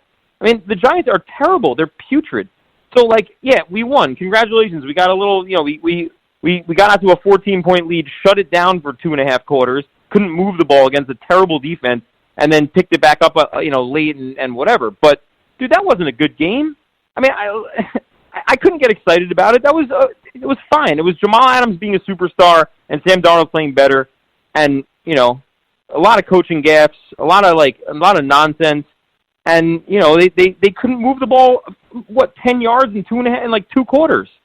It was terrible. So I don't know, man. It was the same thing as the Miami game, and the same thing as the Jacksonville game. They got out, they moved the ball, and then couldn't do anything after that. And then thankfully Darnold picked it up late. But I mean, when the Giants took that lead, the narrative, if they didn't come back and score late there and win the game, would have been that they blew another 14-point lead to one of the worst teams in football. So I'm not convinced. What did that win do for us? It did nothing. The only difference is we went from an unacceptable 1-7 to an equally unacceptable 2-7 as far as I'm concerned. Just not, it pacified the fans. Tyson's right, a little bit. It pacified the fans because they got to win. I mean, so win more games. Stack them, as you say. Go win more. Yeah, and Jay, I want to thank you for calling in. I love talking to you. Look, I hear you, but I'll take a W any way it comes. But one of the things that came out of that game was Winters getting hurt. He's going down. Looks like he's going to miss significant time, probably the rest of the season. What are your thoughts on that, and how do you think that affects the offensive line? Brian Winters is a warrior, fellas. I mean, I put something up on Instagram today, just giving him a shout-out. That dude played through, 2 of some of the most painful injuries you could ever play through. I mean, he is a tough dude, through bad seasons. I mean, he did last time he played through that what was that, the torn he had by his stomach, torn abdomen or whatever. Yeah. Right. And then this time I guess he was playing with a torn labrum and a dislocated shoulder. Dude, can you imagine those 2 injuries, playing an entire NFL season, blocking dudes that big and fast, getting thrown to the ground, and I mean, I can't even imagine. So, big shout out to Brian Winters, man. And look, he wasn't, playing. Look, he was playing as well as you could hope a guy with those injuries the last couple of years could play. So, I mean, I give a shout out to him all day. And are we going to miss him? Yeah, I mean, these injuries, and then we lost Herndon too. So it's the offensive line, it's scary. I mean, we got Sam back there as a sitting duck. We got better defenses coming up than what we faced. And the Redskins' defensive line can get to a quarterback. We got obviously a spotty offensive line and a goofball that's calling the plays and a crazy blocking scheme that just shows unblocked defensive players just crushing Sam. Dude, there was a hit in this game. I thought another one was a safety on the Giants. I forget what his name was. Just crushed Sam. And another one where I thought he wasn't going to get up from it, man. Do you remember that hit? It wasn't like, it was early, man. He just got lit up. You mean Peppers. Woo. But the thing is, though, I think it was 41. Yeah, well, that's a Bethea. But the thing is, though, it's like you look at this, and it's like you try to find ways to say, okay, if they win games, are they going to win like in a dominating fashion or a fashion where you walk away impressed? And for me, I was impressed by, like, Jamal Adams. I was impressed by the defensive line. The offense is like spurts. And it's like now going forward, now it's like you don't really expect much because, well, Herndon's going to be out. And the offensive line is going to be so bad. Like, Brian Winters wasn't great, but he's much better than what we had. Like, even Kelvin Beachum, who's not great, Kelvin Beachum returning was a big thing. It's like now it's like you legitimately have to start worrying about, can you keep Sam upright and can he get any kind of anything developed? Because I think he's going to be running for his life, if not more, the rest of the year. It's not going to be close. It's going to be bad. Yeah, I'm really nervous about it, man. It's we may get out of this season with Sam Darnold staying in one piece and not getting some major injury. I mean, that's the only thing I care about going forward. I'm being really serious about that. We can lose the rest of the games or somehow, whatever the hell happens, some kind of split, but just keep that man in one piece. Don't let him, blow an ACL, an ankle, an Achilles, something really bad. I mean, that's the only way you go from this season it's the only way you could make the season get any worse as far as I'm concerned. And, so having a spotty offensive line in front of him is a real scary thing, man. I mean, it's bad. No, it's crazy. So, Jay, if you had to take a prediction right now, what would be the Jets' record at the end of the season? I mean, I think that they'll probably win tops 2 more. I think they're going to be 3-13 or 4-12. I think that I don't think they're winning any of those 4 games that I talked about. They're not going to beat Buffalo. They're not going to beat. They're not going to beat Pittsburgh. They're not going to beat Oakland. Okay, and they're definitely not going to beat the Ravens. So that's 4 losses right there. So as far as I'm concerned, maybe you'll win 2 out of 3. Since they're winning 3 more at least. I'm telling you. Maybe no. I'm saying you'd win those. I think 2 out of those 3. I think you'll win 2 out of 3. You'll win. Either Miami, 2 of the 3 against Miami, Cincinnati, and Washington. And I don't even think you're going to beat Miami. I think Miami's a better team than we are and better coached. So I don't know. You'd have to win those 2, Cincinnati and Washington. I think those are the only winnable games left on the schedule. Besides, if you play well against Miami. By the way, one last thing. I was dying. I was laughing for about 15 minutes when Nigel called him Fukulaki. You guys didn't even laugh or cut him off. That was the best part of his call. He said he didn't know his name, Fukulaki or whatever, something like that. Thanks for calling it, man. We appreciate it. Joe, the other thing, too, is like we talk about, and listen, it's when you're 2-7, it's hard to talk about the season and playoffs and all that nonsense. It's not even realistic. Mm-hmm. It's like looking at what you have this year with an eye towards next year. And something really interesting came out today about Le'Veon Bell, which nobody's really talking about. I'm kind of surprised at it. It's Le'Veon Bell talked about the trade, the trade deadline, and him possibly being shipped, and the teams were identified, whether it's the Chiefs, Texans, Steelers, everything else. And he was like, listen, he wanted to stay here, but if he got traded, he got traded. He understands the business. And basically, it all came down to money, dude. He wasn't willing to redo his contract. And obviously, no kidding, because he held out for this. He sat out a year to make this money. He's not giving it back. Yeah. But if he would have renegotiated his contract and changed it, he'd have been gone. Like, that's how close it was. And nobody's talked about it. And it's like, that's how we're – and now if you look at it in that case, just where the Jets are obviously going to explore that in the offseason, which we've all talked about. You look at the building blocks around Sam Darnold, just starting at this. I'll do this quickly because people are on hold. Running backs, assume Le'Veon Bell is traded, which I think he's going to be, and that sucks, but hopefully he goes to a good team. He's going to be gone. Bilal Powell's on a 1-year deal. Ty Montgomery's on a 1-year deal. You have no running backs. You have no running backs. Your tight end position, Ryan Griffin's on a 1-year deal. Herndon, we have no idea. Then you look at the wide receivers. Robbie Anderson's a free agent. Crowder's solid. Quincy's an unknown. And then what? Dude, we don't have, if you look at the pieces to this puzzle going forward and you're not alarmed and scared, dude, that's scary, man. Yeah, it is. It absolutely is, and I want to thank Jay for calling in. He was great. It is, but this is the reason, again, why you don't allow Mike McCagnon to stay here for as long as we did, because if he would have hit in a lot of those drafts, you remember the Devin Smiths, the Ardarius Stewarts, the Chad Hansons, I can keep naming guys that he drafted that did not work out here.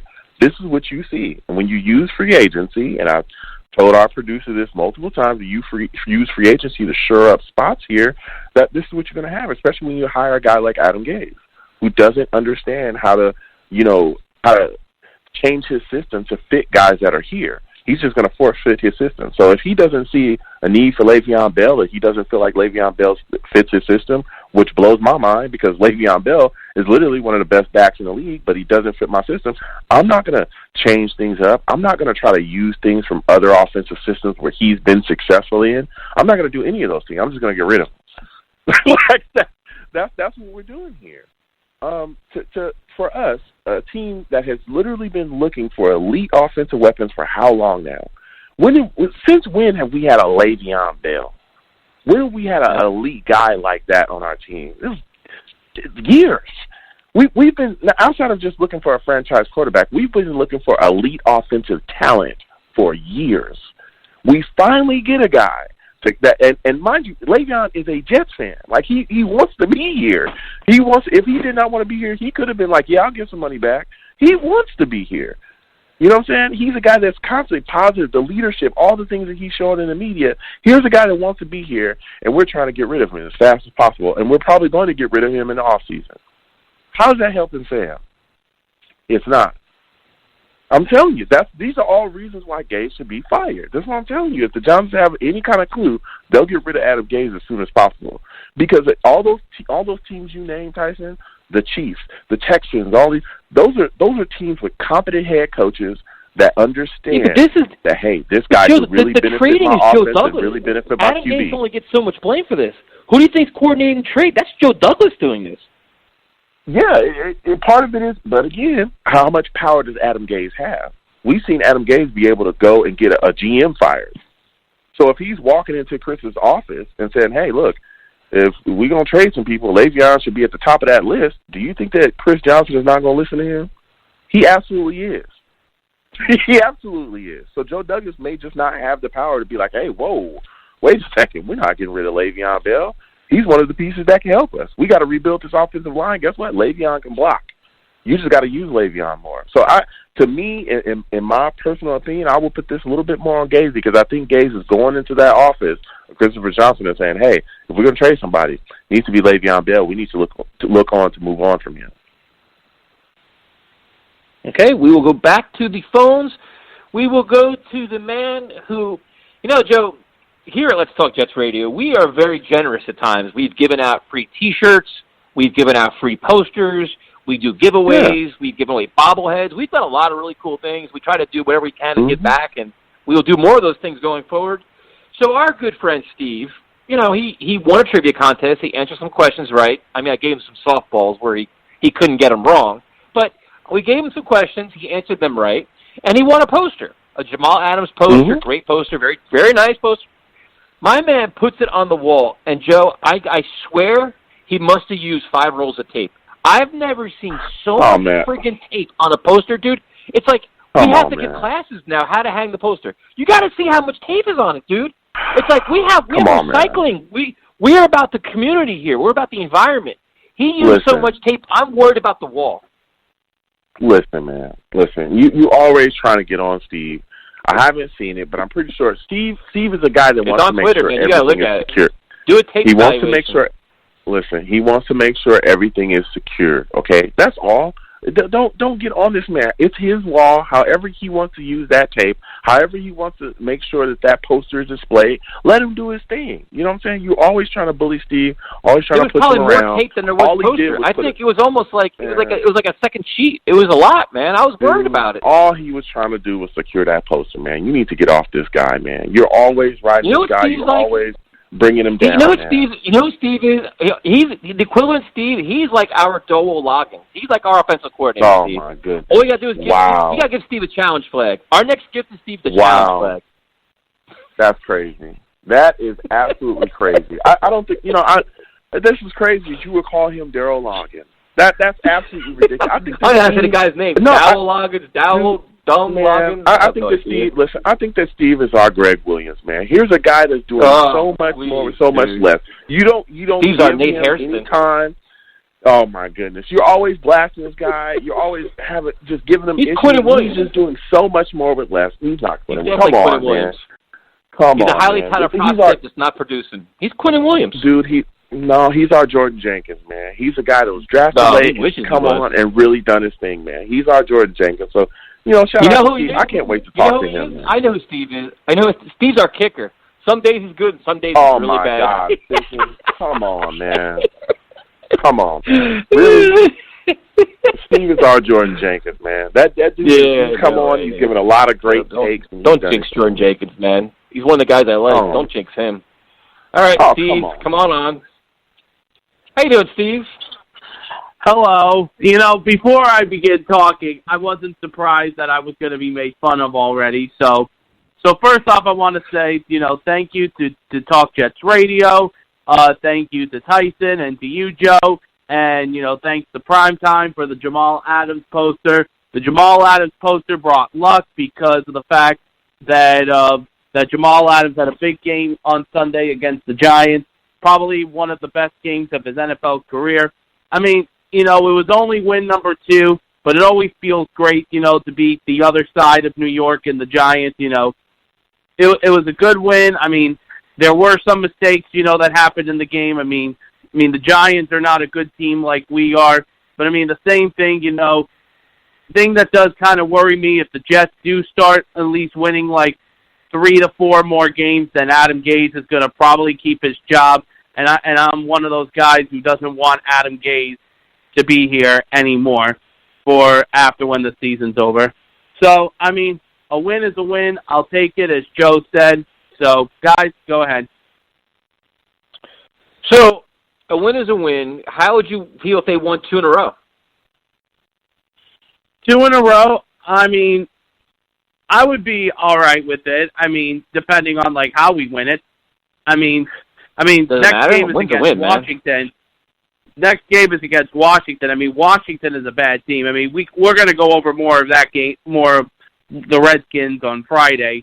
But as a Jets fan, but dude, you're a diehard Jets fan, passionate Jets fan, very knowledgeable Jets fan. If the Jets win 2 games in a row, how will you feel? I don't think they'll win 2 games in a row, but how would I feel? If they win 2 in a row, it definitely would affect.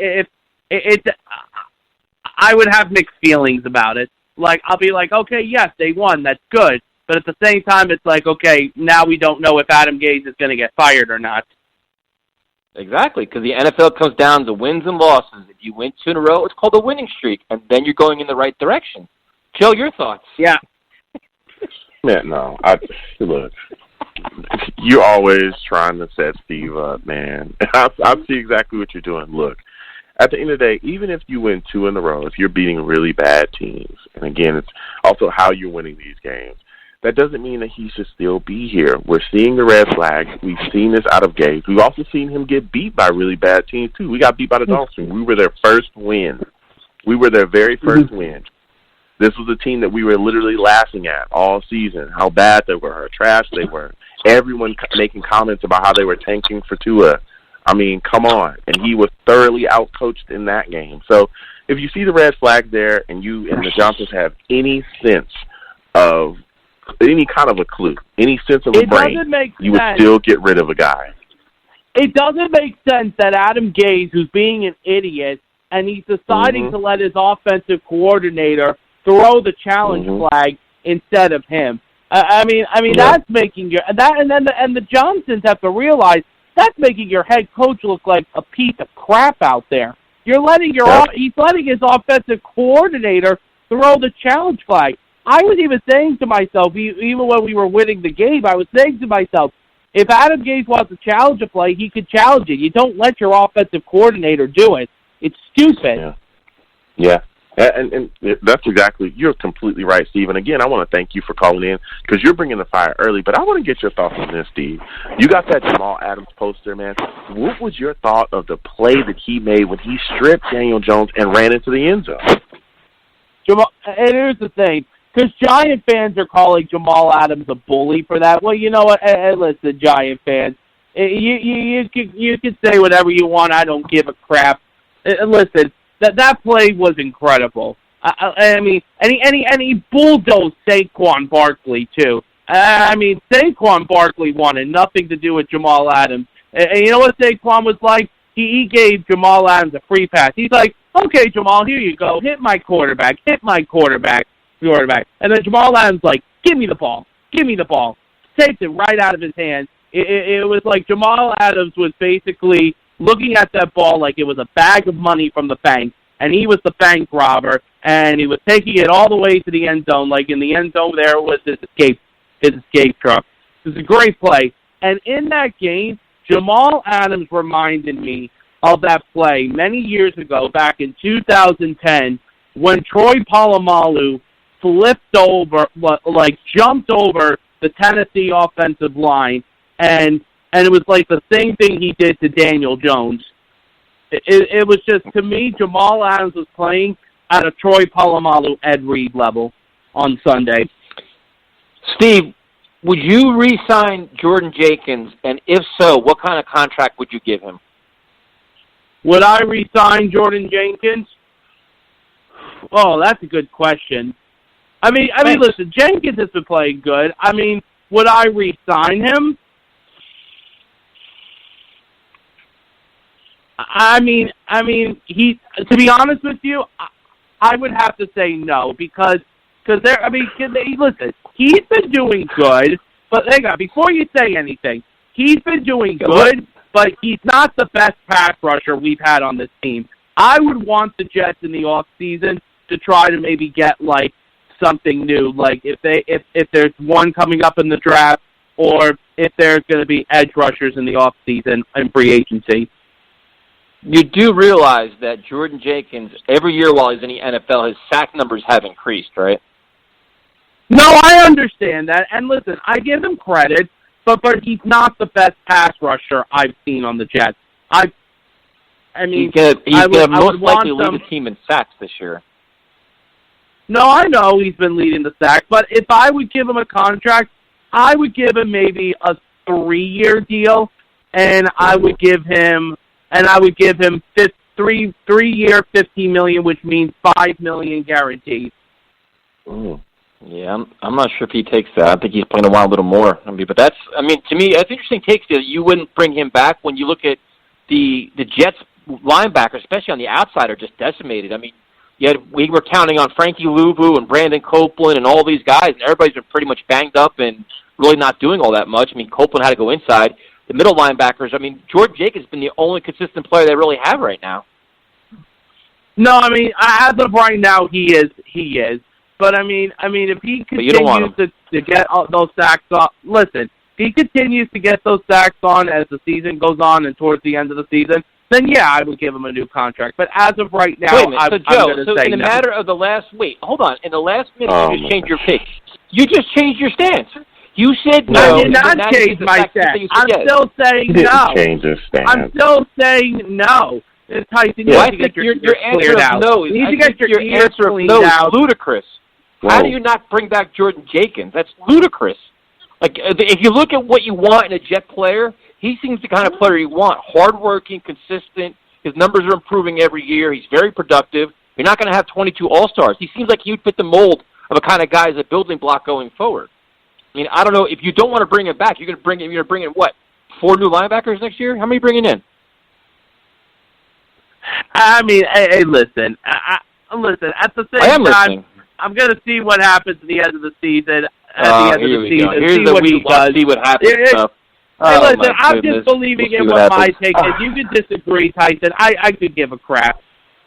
Yeah, I can give a crap too. You're waffling, man. This is like waffle. Like, what happened? Come on. It was a good call. Come on. You and this stupid you're like the Jets waffle offensive take. line, man. You're like the Jets offensive line. Man. You're melting under pressure. I ain't melting under no pressure. You are melting, man. You're just like Swiss cheese. Terrible. Man, come on. Listen. I'm going to stand for Steve. Listen, he's not melting. He's not melting.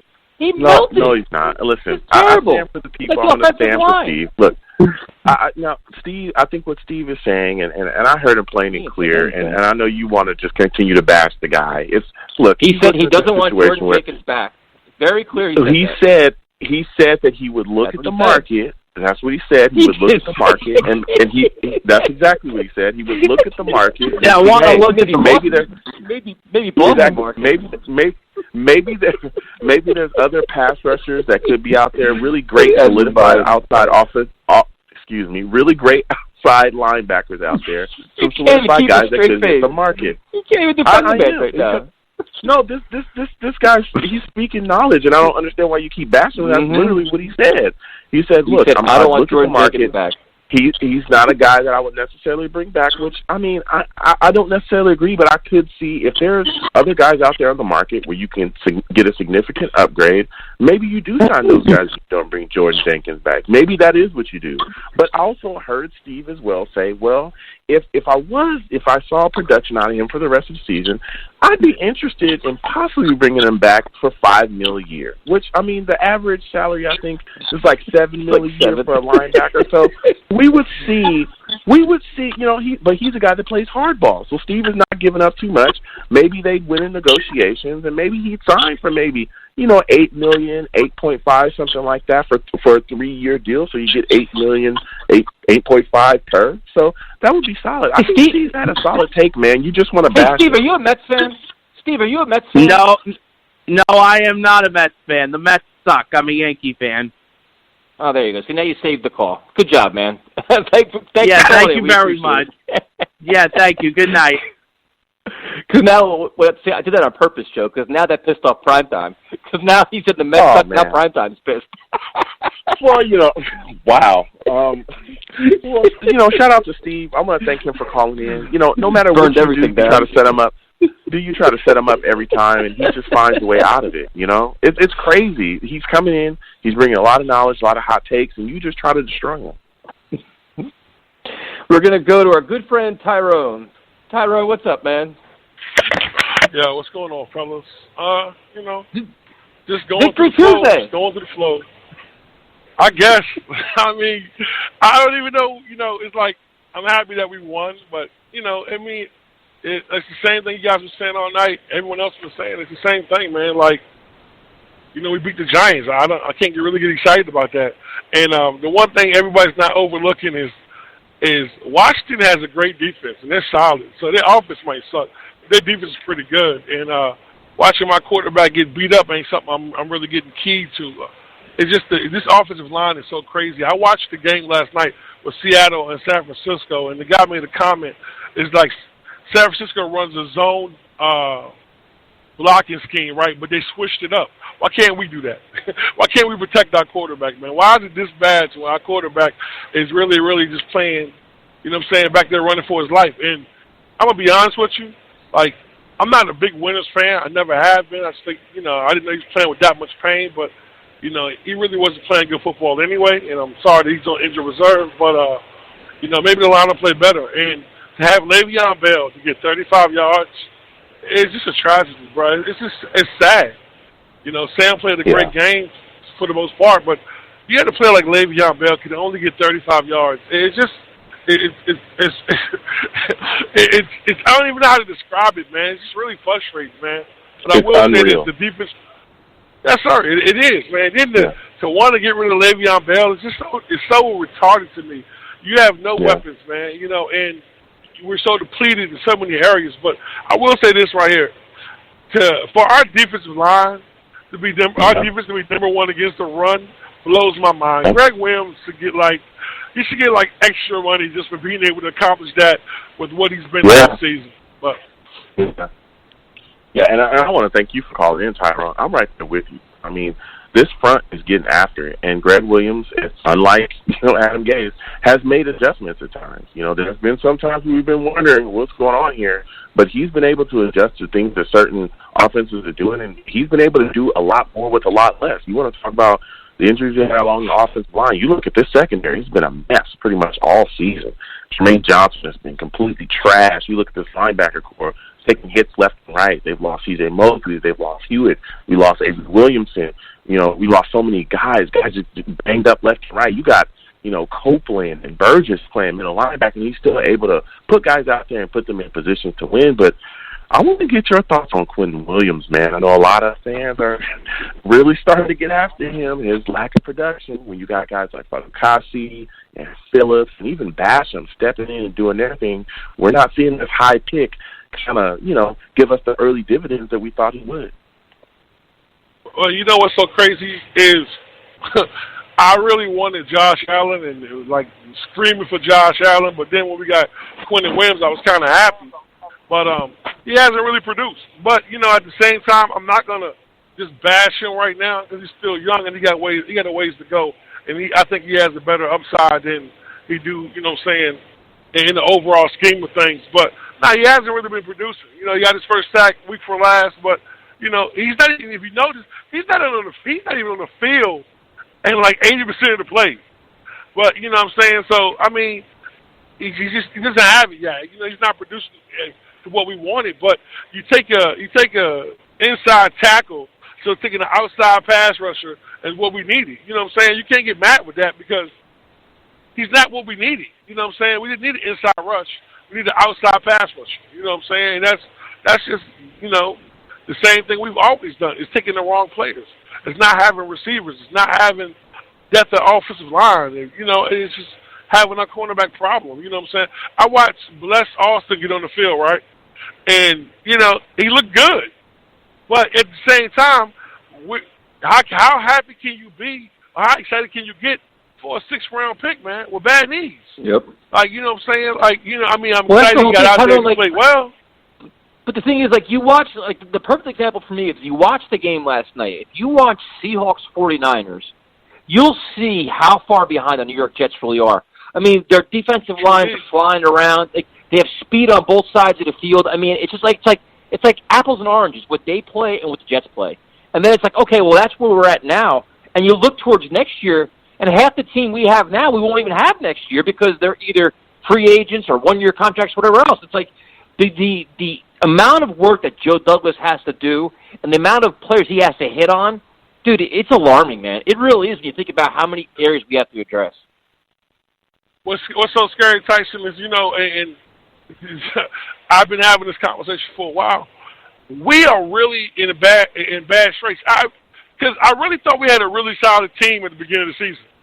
And then you find out all these injuries, and you see how bad we really are. Yep. This is not a one summer fix. Nope. You have to build the whole offensive line. If you lose Robbie, you have to replace at least 2 receivers and find a number 1. What are they going to do with Avery? You know what I'm saying? You have no cornerbacks that are starting level cornerbacks. You know what I'm saying? Our offensive line, no tight end, because you can't really count on her because you don't know what he is right now. 0 receivers. You have a great running back, you have a decent quarterback, but you don't protect them. So it's like, you have money in free agency, but it's the same thing we've always been doing. You keep bringing guys in that don't get the job done because we don't draft well. Our offensive line, to me, the most important thing is offensive line. You have to protect Sam. So now we're going to need another center, another left tackle, another left guard, and right guard. This is what we need. That's just the beginning. Then you need a number 1 receiver, a number 2 receiver because Robbie's leaving. This is just, plus 2 cornerbacks, plus linebackers, and plus building depth throughout the team, plus another kicker. So and you having that kind of situation. Hold on, Tyrone, and you still don't have a pass rusher. After how many Exactly. years, you still don't have one. And people are thinking Joe Douglas is going to just fix this in one summer. No, it's not. Don't get me wrong. He can do an amazing job and make us more. We're not. And this is the funny part. We're not a bad football team. We're a bad coach football team with lack of players. You know what I'm saying? You see coaches do more with less. You know what I'm saying? Tyson's favorite quote is, "Well, your best availability, the best ability is availability." Yeah. Some coaches out here are doing way more with less players. So you look at Miami. Listen, Miami threw the whole tile in, and they're winning because they get coached well. So what happens is this, man. People get excited over a Giants victory. Don't get me wrong. I love this team, and I try to get excited in every victory. But I was like, all right, we beat the Giants. I mean, I couldn't get super happy because it means nothing because we know how much more we need. And I understand Sam was coming out here talking about we about to make a run. Sam, I love you to death, but we ain't making no run, player. We're not making no run. Listen, I'm still deciding if I want to go to the Washington game this weekend. I haven't even decided yet because I don't even know. I don't want to go sit out in the cold and the rain and watch us lose. I don't know. So, I mean, it's a lot of work we got to do, man. Yeah, and look, Tyrone, I want to thank you for calling in. Again, listen, I said that. I told people that, just a few weeks into this season that this team is not going to be fixed in one offseason. Joe Douglas has quite a task ahead of him. For the next probably 2 to 3 years, we won't be on the level that we think we should be because we allowed Mike McCagnon to stay here for far too long and give us garbage-ass draft after garbage-ass draft after garbage-ass draft and spend money in free agency on guys that didn't pan either, like your Tremaine Johnsons and all this other stuff. And this is what you get when you blow through drafts and you don't, take care of your mid-rounds and guys are busting out consistently and you're cutting guys a year after you draft them. This is what happens to your roster, man. But I want to go to a guy that's worked out here, that had a big-time play on defense, this week against the Giants. It's Jamal Adams, man. What are your thoughts about him and what he showed against this Giants team? I mean, he's a baller, but this is the bad part. We alienated him, so he wants to leave this summer. I mean, this is what happens when you have. Listen, man, when you're a bad organization, and you have a guy like Jamal Adams, who what I'm saying. Okay, he might not be the player you need right now, but he's a player that you're going to need. Period. Who brings everything to this team.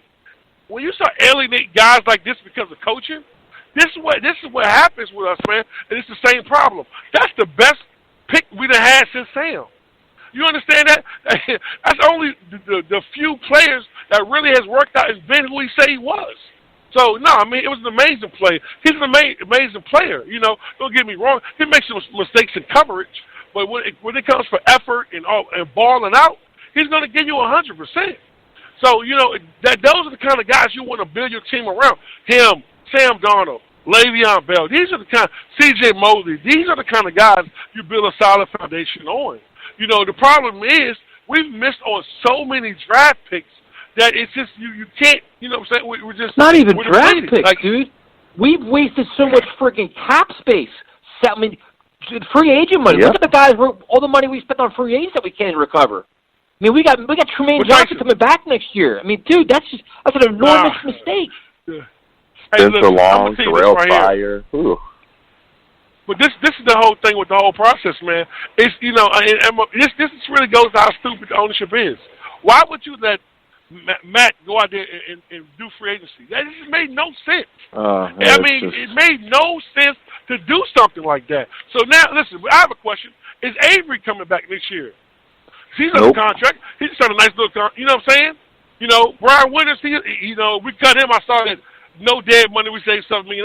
But every once in a while, cut somebody. You have to replace that guy. Exactly. You have to replace everybody you cut. You have to replace, and then you want to upgrade them. You know what I'm saying? This is the whole issue. And I hate to sound like I'm just the bearer of bad news and I'm just complaining, but it's hard, man. When you love this team and you give them your heart, man, it sucks. Well, watching bad football. But dude, you got to just look at all the problems they have, and then you look at, Darryl Roberts, 1-year contract. Poole, 1-year contract. You got to re-sign all. If you want to bring those guys back, you got to re-sign them. I mean, we have holes everywhere, and like you said, the perfect thing you said, because what Jet fans are going to start saying now is we're going to have a top 4 pick, and we're going to have a ton of cap space. That's great. We have a ton of holes, like a lot of holes. Like we're talking like a lot of players you got to replace, plus and depth. I mean, it's a mess, dude. Hey, Tyson. But you know what's crazy, Tyson? This is the real thing nobody's talking about. We had the same situation last year. Exactly. A top 3 pick and a lot of money, and we're still 2-7. So it's not. You know why? What I'm saying? Yeah, but you know why we're in the same position. And I think it's because our draft that we had last year. Yeah, it was ownership, but also our draft last year didn't benefit us as much as it should have. And it was because, and I'm gonna look, the off season is coming, but I'm telling you right now, I'm going to be screaming trade down the same way that I screamed it this off season or last off season, because we have so many holes and there's so many needs here. You can't just sit and go, well, I'll take the best player available. You need to start moving down, garnering picks, garnering capital, and get as much as you can. Yeah, yes. Joe, you know what? I have to totally apologize, Joe, because I was like, nah, that's crazy. But you know what? You were absolutely correct. You were absolutely correct, man, because, I'm going to be honest with you, man. We don't have enough picks in the draft to probably even be competitive.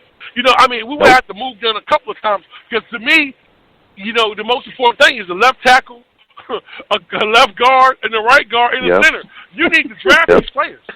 Yeah, this is when we double down with Jamal Adams and Marcus May, we might have to double down on offensive linemen. We might have to triple down. We might have to go first, second, third, and both thirds. The first 4 picks in the draft to just take offensive linemen.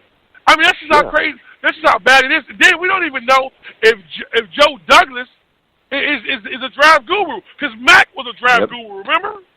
Yeah. So, we should have. We should have hired Mike Mayock. That's what we should have hired, baby.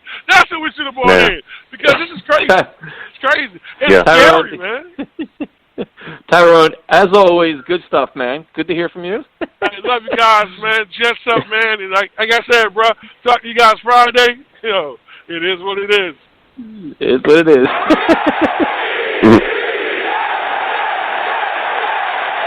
It's funny, too, that he mentioned Mike Mayock, because remember when the Raiders went through all that Antonio Brown stuff, and they're like, oh, John Gruden's got no clue what he's doing, that team's in disarray, they're a mess, this and that. Meanwhile, look at them and look at us. It's just like they've overcome all the adversity, all that nonsense, and they're just cruising along, and the Jets are a mess. Yeah. Crazy. Yeah. And I want to thank Tyrone for calling in. You're completely right. But the Raiders and they have capital coming up. They got picks. They got stuff that they can move forward with as well. Look, we're in this situation because of what we've done. Because the way that ownership has handled this situation, the way that our front office has handled these drafts. You can't blow through drafts. You can't blow mid-round picks and just think, hey, I can just skate by. That is not how the NFL works. It's not. The draft is one of your biggest pools for talent, one of your best pools for talent. And if you screw that over year after year and you don't get talented guys in there, you will feel the impacts of that, whether it be, year 1, year 2, or year 3. You're going to pay for that credit card swipe, whether you know it or not. You're not just going to get away from it scot-free. You will be paying for that, and that's what we're paying for right now. And even the talent that we've accumulated, look, Jamal Adams, hell, he's one of the better safeties in the league. We're talking about getting rid of him in the offseason. Now, not only just so we can garner something to build other players, we're robbing Peter to pay Paul. That's exactly what we're doing. It's crazy, but that's the way this team was set up. And again, like I said, I know the offseason's coming. I'm going to be screaming, trade down.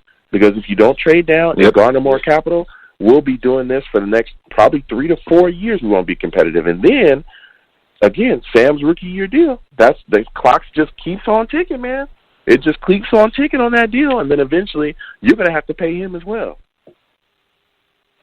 We're going to go to Matt in Philly. Matt, what's up, man? What's up, guys? Really enjoying the show. And I tried listening last week, but I couldn't get it. But it's always good to listen to some fellow Jet fans and the pain that we go through and the suffering.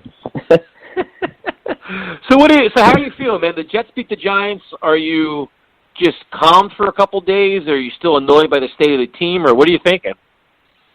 It's whenever your team wins, it's funny. It's funny to see how the media reacts. Like you listen to Stephen A. show or LaGreca and Michael Kay. Like, it's not like the end of the world, but when you lose, it's completely end of the world, which is kind of funny because with this podcast, you get the real thing. Yeah, we won, but nothing's really changed except we win. Now Winters is out. Now Herndon's back out. Like we're still in a terrible spot. It's just you don't hear it as much after a win, which is what I'm getting at. Yeah, and I want to thank you for calling in, and that's what we strive to do on this show. On this platform, we keep it real here. We don't get too high, we don't get too low, but we just speak what we see with this team. And there's issues here, and we've seen it. And one of the guys you kind of touched on was Herndon. Now he's injured. Now he's going to miss more time, man. This is just a completely lost season for him. Am I correct? Yeah, my favorite ability is availability, and it just seems like nobody in the Jets is available ever. I mean, we had so much hype of Herndon. He was like one of the few bright spots of last year. Even when he had like one catch for 20 yards and a touchdown, we would be covering this guy. And small sample size, but he can't stay healthy. And it's just tough. It's tough to see a guy with touted as so much talent, and he just can't get on the field. Now, would you consider a guy like Jordan Jenkins a building block for the defense, the kind of player you say, okay, you know what, I'm going to invest in him, give him the money, or maybe you cut that money out somewhere else? I was cracking up at that. Yeah, I like him because he shows a lot of effort. I don't think he gets affected by how bad we are. He's out there trying to get to the quarterback every play. And I got a funny text from a fellow Jet fan today, and he goes, hey, by the way, a little quick Jet fact, Jordan Jenkins has more sacks than Leonard Williams. And I was like, why are you even bringing up Leonard Williams anymore? Like, I can't even stand that guy. He put him behind bars, what he put us through. He's just robbing money from us. But Jordan Jenkins, I like him. Do I think we should pay him a lot? No, because he's not amazing. I just think the Jets have, screwed up so many drafts. I think every NFL team out there, they should be drafting 3 positions. It should be defensive rushers that will rush the quarterback, pass protection, and defensive backs. I think that's how the league is. It's a passing league, so you want to get advantages on the pass rush or the pass protection or in the defensive back. So that's how I feel. I think every other position you can replace. I think Quinnen Williams has been invisible, and I think you could throw in a guy, and I don't think the production would change. But, a guy like, who's the guy that went to Jacksonville? Josh Allen, he's got 8, 9 sacks already? That's a game changer in a pass-heavy league. It's a pass-heavy league. But Mike McCagnon couldn't figure that out. It's actually mind-boggling how every other team in this league is able to figure that out, but we aren't. We just draft defensive tackles every year. And the one thing you see is, especially if you watch the game last night, is all the explosive playmakers on offense. I mean, Seattle's loaded with Metcalf and Lockett and all those other guys, and 49ers just seem like they get all kinds of players. How do you evaluate Robbie Anderson? The Jets have, 7 games left. You're looking at it like he's going to want a new contract. Do you pay him on potential? Do you pay him on a build? Like, how do you evaluate Robbie Anderson at this point? I still see him as a one-trick pony, that he can just only go straight down the field. I get how valuable that is, but it's not really valuable when you have no time to throw. I mean, look at Odell on the Browns. Oh, they have no pass protection either, and he's been invisible all year. He hasn't done anything. So you can have the most talented guy at receiver, but when you have nothing to protect your quarterback, it doesn't mean anything. And that's just a great example with what's going on with the Browns. Robbie he can't get open early enough, so I don't see why we would pay him. I've never been a Robbie big fan, to be honest with you, with the pea shooter arms he has. Yeah, and listen, and this is one of the reasons why when the Eagles supposedly called, there was rumors that they had offered a 3rd-round pick. I was wondering why Mac didn't take it. Because, look, I love Robbie, and I love what he brings to the team, but you can use that capital to go ahead and get another guy or build elsewhere. I just don't understand why we kept him, because now you're going to have to pay him, and if you don't pay him, he's gone, and he's going to go to another football team. At the time, there were some off-the-field issues with him. I mean, even, and he's moved on from those since, but even now, it's tough to evaluate him just because of Gase and his system, but even this year, we've been talking about him giving up on routes, not running the right routes, all kinds of stuff going on out there. But when he's on, when he can get that go route and he can burn a corner, he's done that. So I don't know what you do with Robbie. I don't think that they'll pay him in the offseason. I think they'll allow him to move on, and we'll be searching for another, wide receiver at that spot. But, man, that's just a tough situation as well. They even tried to trade him and couldn't, I guess, garner the value that they wanted. So it's just a complete mess there. But I want to get your evaluation of Sam Darnold in this game so far. What are your thoughts about, what he did out there, and do you see him kind of getting back on track after, just these couple of rough games that he's had? Guys, I'm a very passionate Jet fan like you both, and nothing keeps me more up at night than listening to 98.7 and hearing Jet fans question the quarterback position right now. It gives me I go crazy when I hear it. I have to turn it off because how do you not realize, if you watch any other NFL team, these guys have 3 to 4 seconds. This guy has a guy in his face every throw, and he's still making fantastic throws. Yes, he was a little bit off when he came back. He went against the Cowboys. Patriots, he looked awful. But it's just, he doesn't really have much to work with. He's got nothing. We haven't drafted O-line in the first 2 rounds in 14 years, minus Vladimir Dutkowski, who I don't even know is in the league. Like, how do you win with that? You don't. So I can't knock him. I give him so much credit for sticking with us and being like the team guy he is and saying, we're fine. He's not throwing anybody under the bus. Because if I'm out there and I'm running for my life every play, I'm like, damn. Come on, Brian, block for me. Come on, Kelvin Beachum, can you give me somewhat of a block? But this guy's held his head up high, and I think he's improving. I don't know. It's tough to see, but it's definitely not the problem there with the Jets. It's not Sam Darnold, and I hate the callers that talk about it. Matt, what is your prediction for the team's record for the next 7 games? I think a lot of these teams in the NFL stink right now, especially the couple of the ones that we play. So I don't know. I can absolutely see it being the Redskins. It's going to be like the Giants game all over. I mean, 2 terrible teams. The Bengals stink. Yep. The Raiders are pretty good. Look what the Raiders did with those Khalil Mack picks. They got pass rushers, a dynamic running back.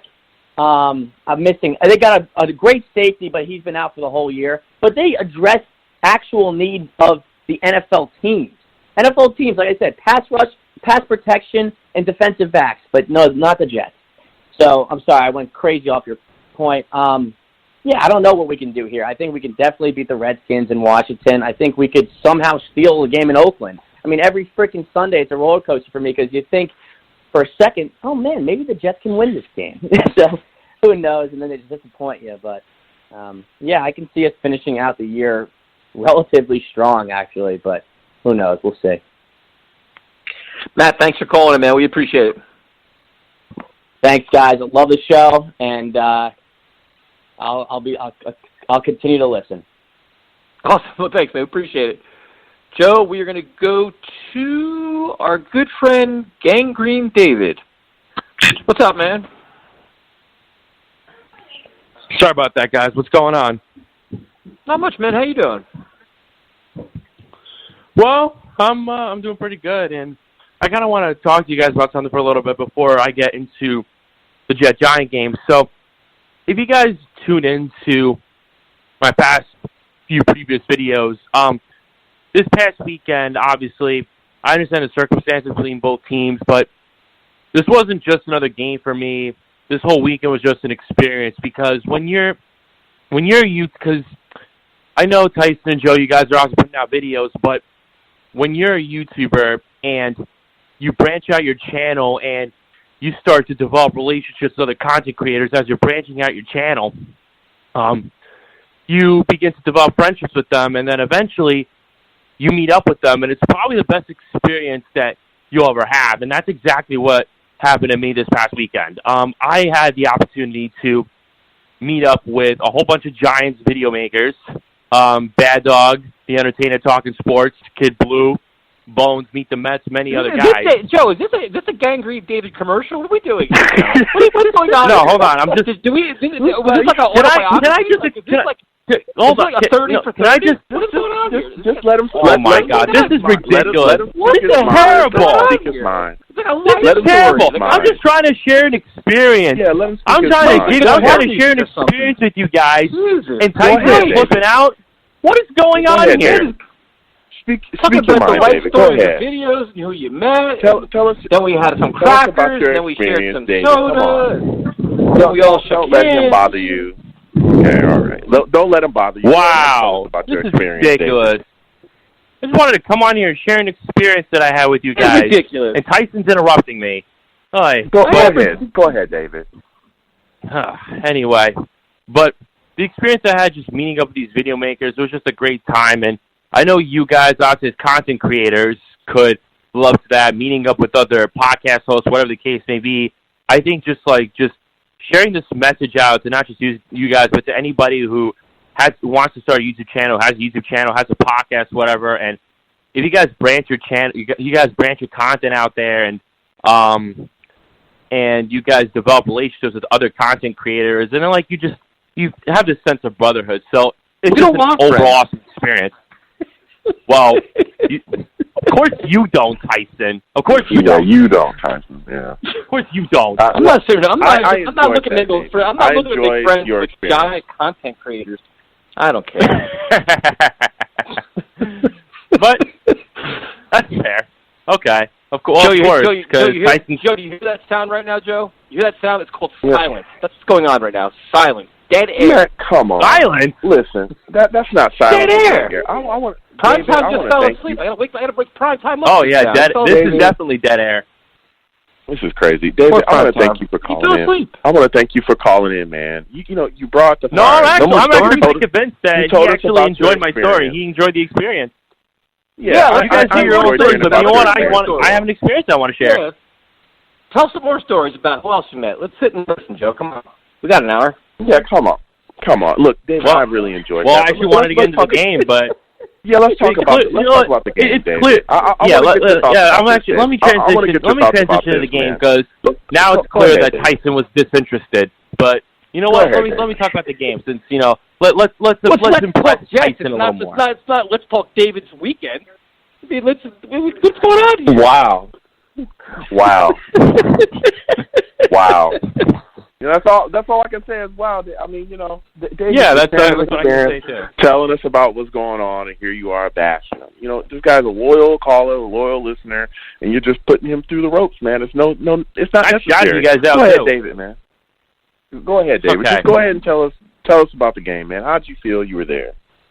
Well, yeah, considering that I was at the game, and it was pretty much, I think it was 50-50 Giants fans, 50% Jets fans, but I understand the circumstances that are going on between both teams. Obviously, both teams are terrible with terrible offensive lines, questionable defenses, bad coaching. But the game itself, I mean, it was a pretty entertaining game to be at. I mean, obviously, this is just a very general thing to say because obviously, as Jets fans, we expect more. But this is a game where I was actually able to sit there for the whole 3 hours, and I didn't have to leave like mid-third quarter or mid-fourth quarter. I was entertained for 3 hours. I can't believe we're stooping this low. But in regards to the game itself, I did like what I see for the most part. Sam Darnold obviously stepped up his game. The offensive line is still extremely underwhelming. They obviously still look like turnstiles, but Sam made it work. Sam was making throws under pressure. His decision-making was better. He was actually getting rid of the ball instead of becoming reckless with it. And he was able to utilize his mobility. So Sam stepped up his game. Jamal Adams made a complete 180 from his last couple games. He looked very aggressive. He manhandled Saquon Barkley along with the rest of that run defense. But him against Barkley one-on-one, and then just him getting to Daniel Jones the way he did, those 2 sacks, just fantastic. He had 9 tackles. He had 2 forced fumbles. Obviously took one for the touchdown. This might have been Jamal Adams' best game as a Jet by far. He looked really aggressive. He looked ready to go. Like he really wanted to win, and that's what you want to see out of a guy like Jamal Adams. So that's definitely that. Quinnen Williams obviously looked pretty decent. Question me if you want. I understand, Tyson, your point on the questions of Quinnen Williams' production, but I thought he definitely had a contributing factor in this game as well. Jordan Jenkins, man, and you guys definitely brought this up earlier. You guys brought up a great point. Wait. Time out. You think Quinnen Williams had a good game on Sunday? I think he had a decent game against the run. I definitely think he was a great contributor, and I think he really molded with the defensive line pretty well against the run. Dude, he was being rotated out most of the time. The impact plays were made when he wasn't on the field. Well, I don't know. I saw some impact plays when he was on the field. I saw him getting to Daniel Jones a little bit. I saw him definitely do some things. I said it was pretty decent, but I'm not saying expert. When the Jets got the bulk of their sacks, he wasn't on the field. I'm not saying sacks. I'm saying in terms of quarterback pressures and hurry-ups, he was getting to Daniel Jones a little bit, and he was getting after the run. That's what I'm trying to say. Okay. I mean, I think he's been a complete disappointment, including on Sunday. Okay. But in regards to Jordan Jenkins, this is a guy who I've grown to actually like watching, and you guys were talking about re-signing him. Honestly, I'm all in for it. You know, obviously this is a guy who I think can really come into the clutch. I think he's a great locker room leader. He's a great run stopper. He's got great pursuit. Obviously there's some work he can do. I'm not saying he's elite level pass rush, but he's definitely a decent contributor, and I definitely like him coming in the clutch. He had a very good sack on Daniel Jones to pretty much just ice the game there. So, you know, a good leader, a good run stopper, a guy who can really come through in the clutch. You know, I think you can re-sign him. I think this is a potential building block for the future. So that's pretty much just my thoughts on the game there. It was a good win to watch.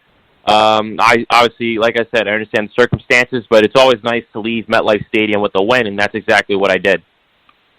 All right, I got two questions for you. The first one is, what kind of contract would you give Jordan Jenkins? Well, I think the market for Jordan Jenkins, considering that you look at the market for the pass rush nowadays, I think Jordan Jenkins wouldn't cost you a whole lot of money. I would say maybe around, man, that's a tough one to call. I would say maybe 3 years, 20 to 30 million a year, just because the market for pass rush is insane. But I think he could get him for a pretty decent contract. Yeah, I mean, I think you're looking at probably 7 or 8 million a year for. I'm thinking probably 7 or 8 million. Yeah, but then my second question for you is, how would you feel if the Jets won 2 in a row? They won this week against the Redskins. Yeah, see, I actually watched your video, and this is something that's doomed to repeat. Well, first of all, you can make the case, well, listen, I don't care who we play, and I've seen this in the past. And you know what? History's bound to repeat itself when it comes to the Jets. And I ain't trying to be no negative downer right here. This is a case where the Jets could be flying high off a win, and then they could just come out flat on their face, no matter who they face, no matter how terrible that team is. So I could see that happening. In regards to winning 2 in a row, well, this, like I said, history's bound to repeat itself. And the Jets win this game. They win against the Bengals. They win against the Dolphins. This could potentially start making cases for where, you know, knowing the Johnsons, Adam Gase will come back. And I personally still want him fired. I don't think he's a good coach at all. And I would much rather obviously have a new head coach. But this is now where we've seen this in the past. We're going to see games where the Jets win. It saves the coach's job. I mean, it's not going to implicate playoff implications or anything like that. It's just going to save the coach's job. And I don't want to see that at all.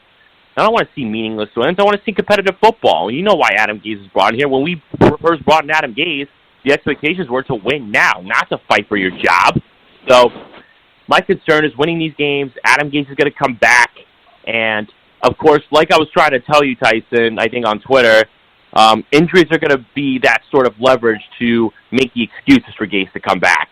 So that's just my concern there. Yeah, well, David, I want to thank you again for calling in, and I love that you shared your experience, even though Tyson tried to, bash you. Please, keep doing your thing, man. I like what you're doing. I like the content you put out. But listen, you can talk about injuries being, no problem. You can talk about the injuries, saving Gase, but there's been a lot of injuries on defense as well. And Greg Williams has been able to still go out there and put a product out there on the field where those guys are producing. I mean, we're very solid against the run. The cornerback situation is beat up. We're giving up against the pass. We're giving up some points against the pass. I will say that, but the defense has been better than the offense this entire year. Gase has put Sam in positions to fail consistently throughout this year. I mean, he's giving this kid no help. So just looking at some of the things that he's doing, this misuse of Le'Veon Bell, all the stuff that he's got going on, and he is the head coach of this team as well. The issues with challenges, his time management issues as well this season that we've seen. There should be enough red flags to fire him. I don't give a damn that if we do end up beating the Redskins or whatever if we beat the Dolphins again, that shouldn't keep his job here. If he wins, 4 games this season, that should not keep him, here. That should get him out of here. And I understand that the Johnsons are clueless. I've said that 1,000 times myself, but dude, in one of the most pivotal off seasons, if you do not see what's going on here and make a change, if you allow this guy the same way we allow Todd Bowles to go into the future and make decisions for this football team, and you build this football team in his image, oh man, we're gonna be in a whole heap of trouble, and I'm just hoping that doesn't happen. But I want to talk to you about this offensive line, man, and Winters going down with the significant injury that he has. What are your thoughts about that, man, and how do you think that this is going to shake up the offensive line and make a shuffle? Well, I think with Winters going down, obviously you saw Brian Winters relatively struggle all year. You look at the offensive line and the way they've looked all year, not only have they allowed a ton of pressure, especially off ridiculous three-man rush, but you see a lot of these false starts. You see a lot of these holding calls, negating big plays that are putting the Jets in worse situations where they're pretty much unable to convert. I cannot tell you how many times I've seen games where I've seen the Jets in a 1st and 20 or 2nd and 20 or 3rd and 15, and I'm like, you know what? Yeah, they're not converting. They're not converting because it's too predictable at this point. And I think going forward, and I think this is my issue going forward, is, you know, one of the big tests, in my opinion, for Joe Douglas is how is he going to address this offensive line? And if this guy is what he claims to be and says that he wants to build from the line up, then I want to see how he actually works with the offensive line. Because what I think one of the biggest takeaways we've learned from this year is when you have a young quarterback, it's not exactly ideal to be bringing in 30-year-old, 35-year-old guys pretty much going down their prime because, let's face it, like you said it all year, Tyson, these guys are veterans.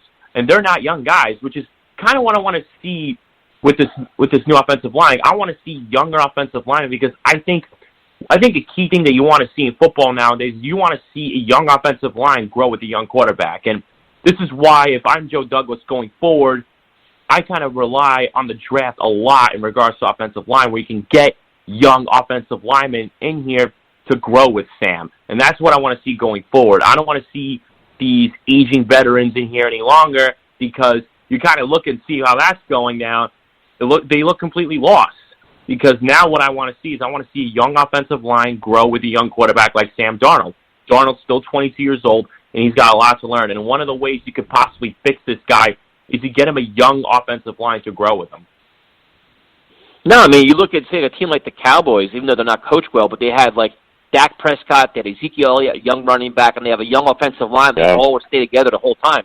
Or you give Sam that center that he can rely on for year upon year upon year and not keep changing it every 2 games. So that's exactly what you need. You need building blocks, and the problem is we're now 2 years into Sam Darnold's career, and we have none of them.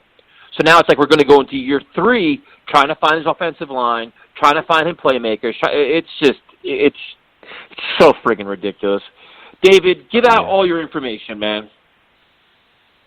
Well, first of all, guys, thank you guys for having me on. You guys can subscribe to my YouTube channel, Gangrene David.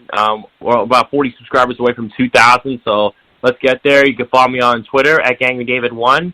I love doing my content, so you guys won't be disappointed with my content, but guys, your content is just phenomenal. I am absolutely astounded with the way you guys have came, and I still watch all your videos, especially yours, Tyson. You guys make a lot of great points.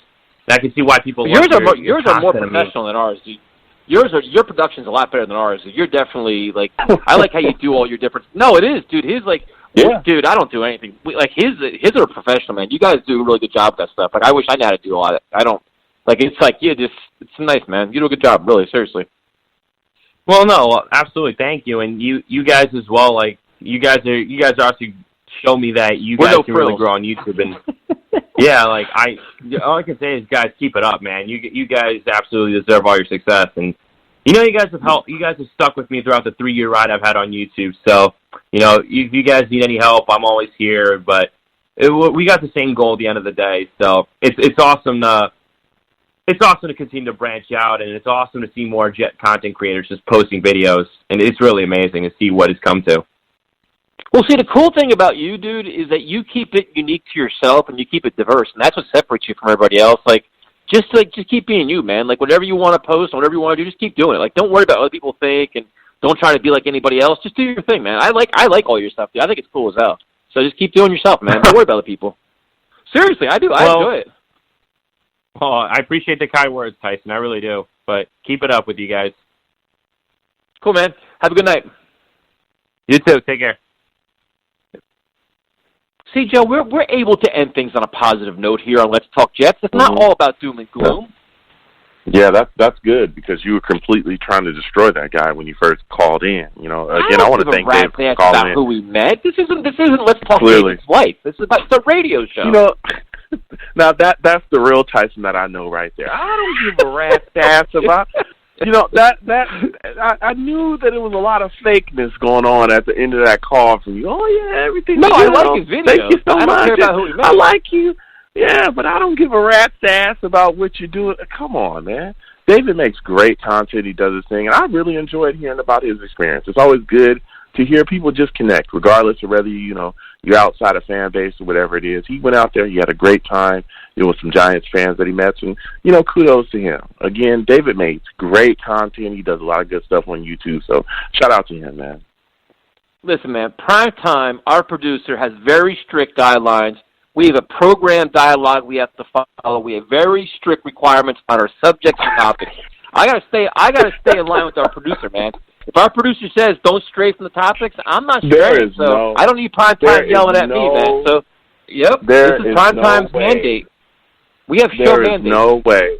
We do have strict stuff, but there is no way that Prime Time is yelling at you. That is something you volunteer. You willingly you see the messages he sends me. Completely try to destroy people. Like, what the hell is he talking about? This is a Prime Time. Okay. He sent me messages like, dude, cut it off. I'm like, all right, man, I got you.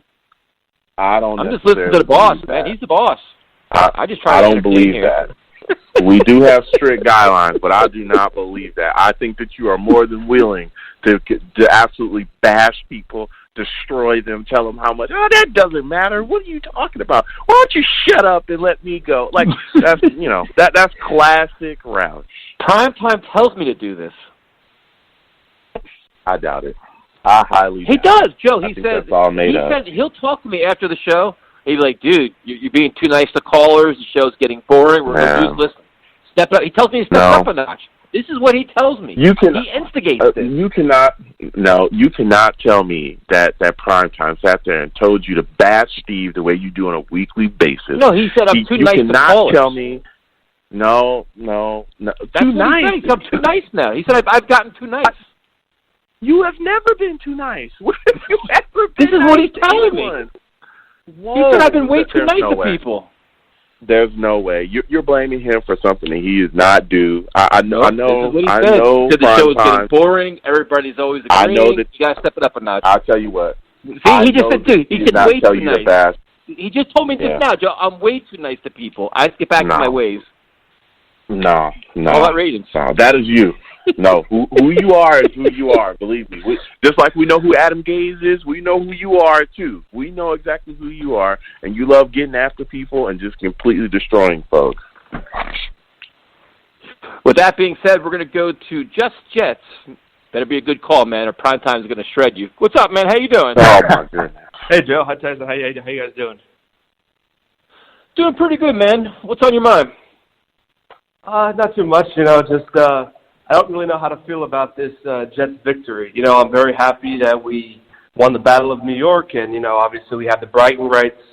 But at the same time, it's the more wins we have, it just leads to more and more excuses for Adam Gase to stay. So it's kind of like a double-edged sword, So I don't really know how to feel. Like, obviously it feels good to get a victory, but at the same time, I want Adam Gase gone. That's the biggest problem, man. It's like you win, you beat the Giants, which is cool, crosstown rival, everything else. But now you notice all this week the fan base is quiet, everybody's quiet, there's no drama in the media, there's pretty much nothing going on. You beat the Redskins, now you win 2 in a row. The whole theme around this team changes, and that's kind of like if you want Adam Gase out of here, it's exactly what you don't want, and that's going to become the problem now, I think. Absolutely, yeah. It's just like, again, you start stringing wins together, and, then the Johnsons will say, oh, well, he got some wins, they finished strong. But, if you look at the overall picture of the New York Jets, this guy just doesn't give the New York Jets the best chance to win, now or in the future. So, yeah, that's the problem.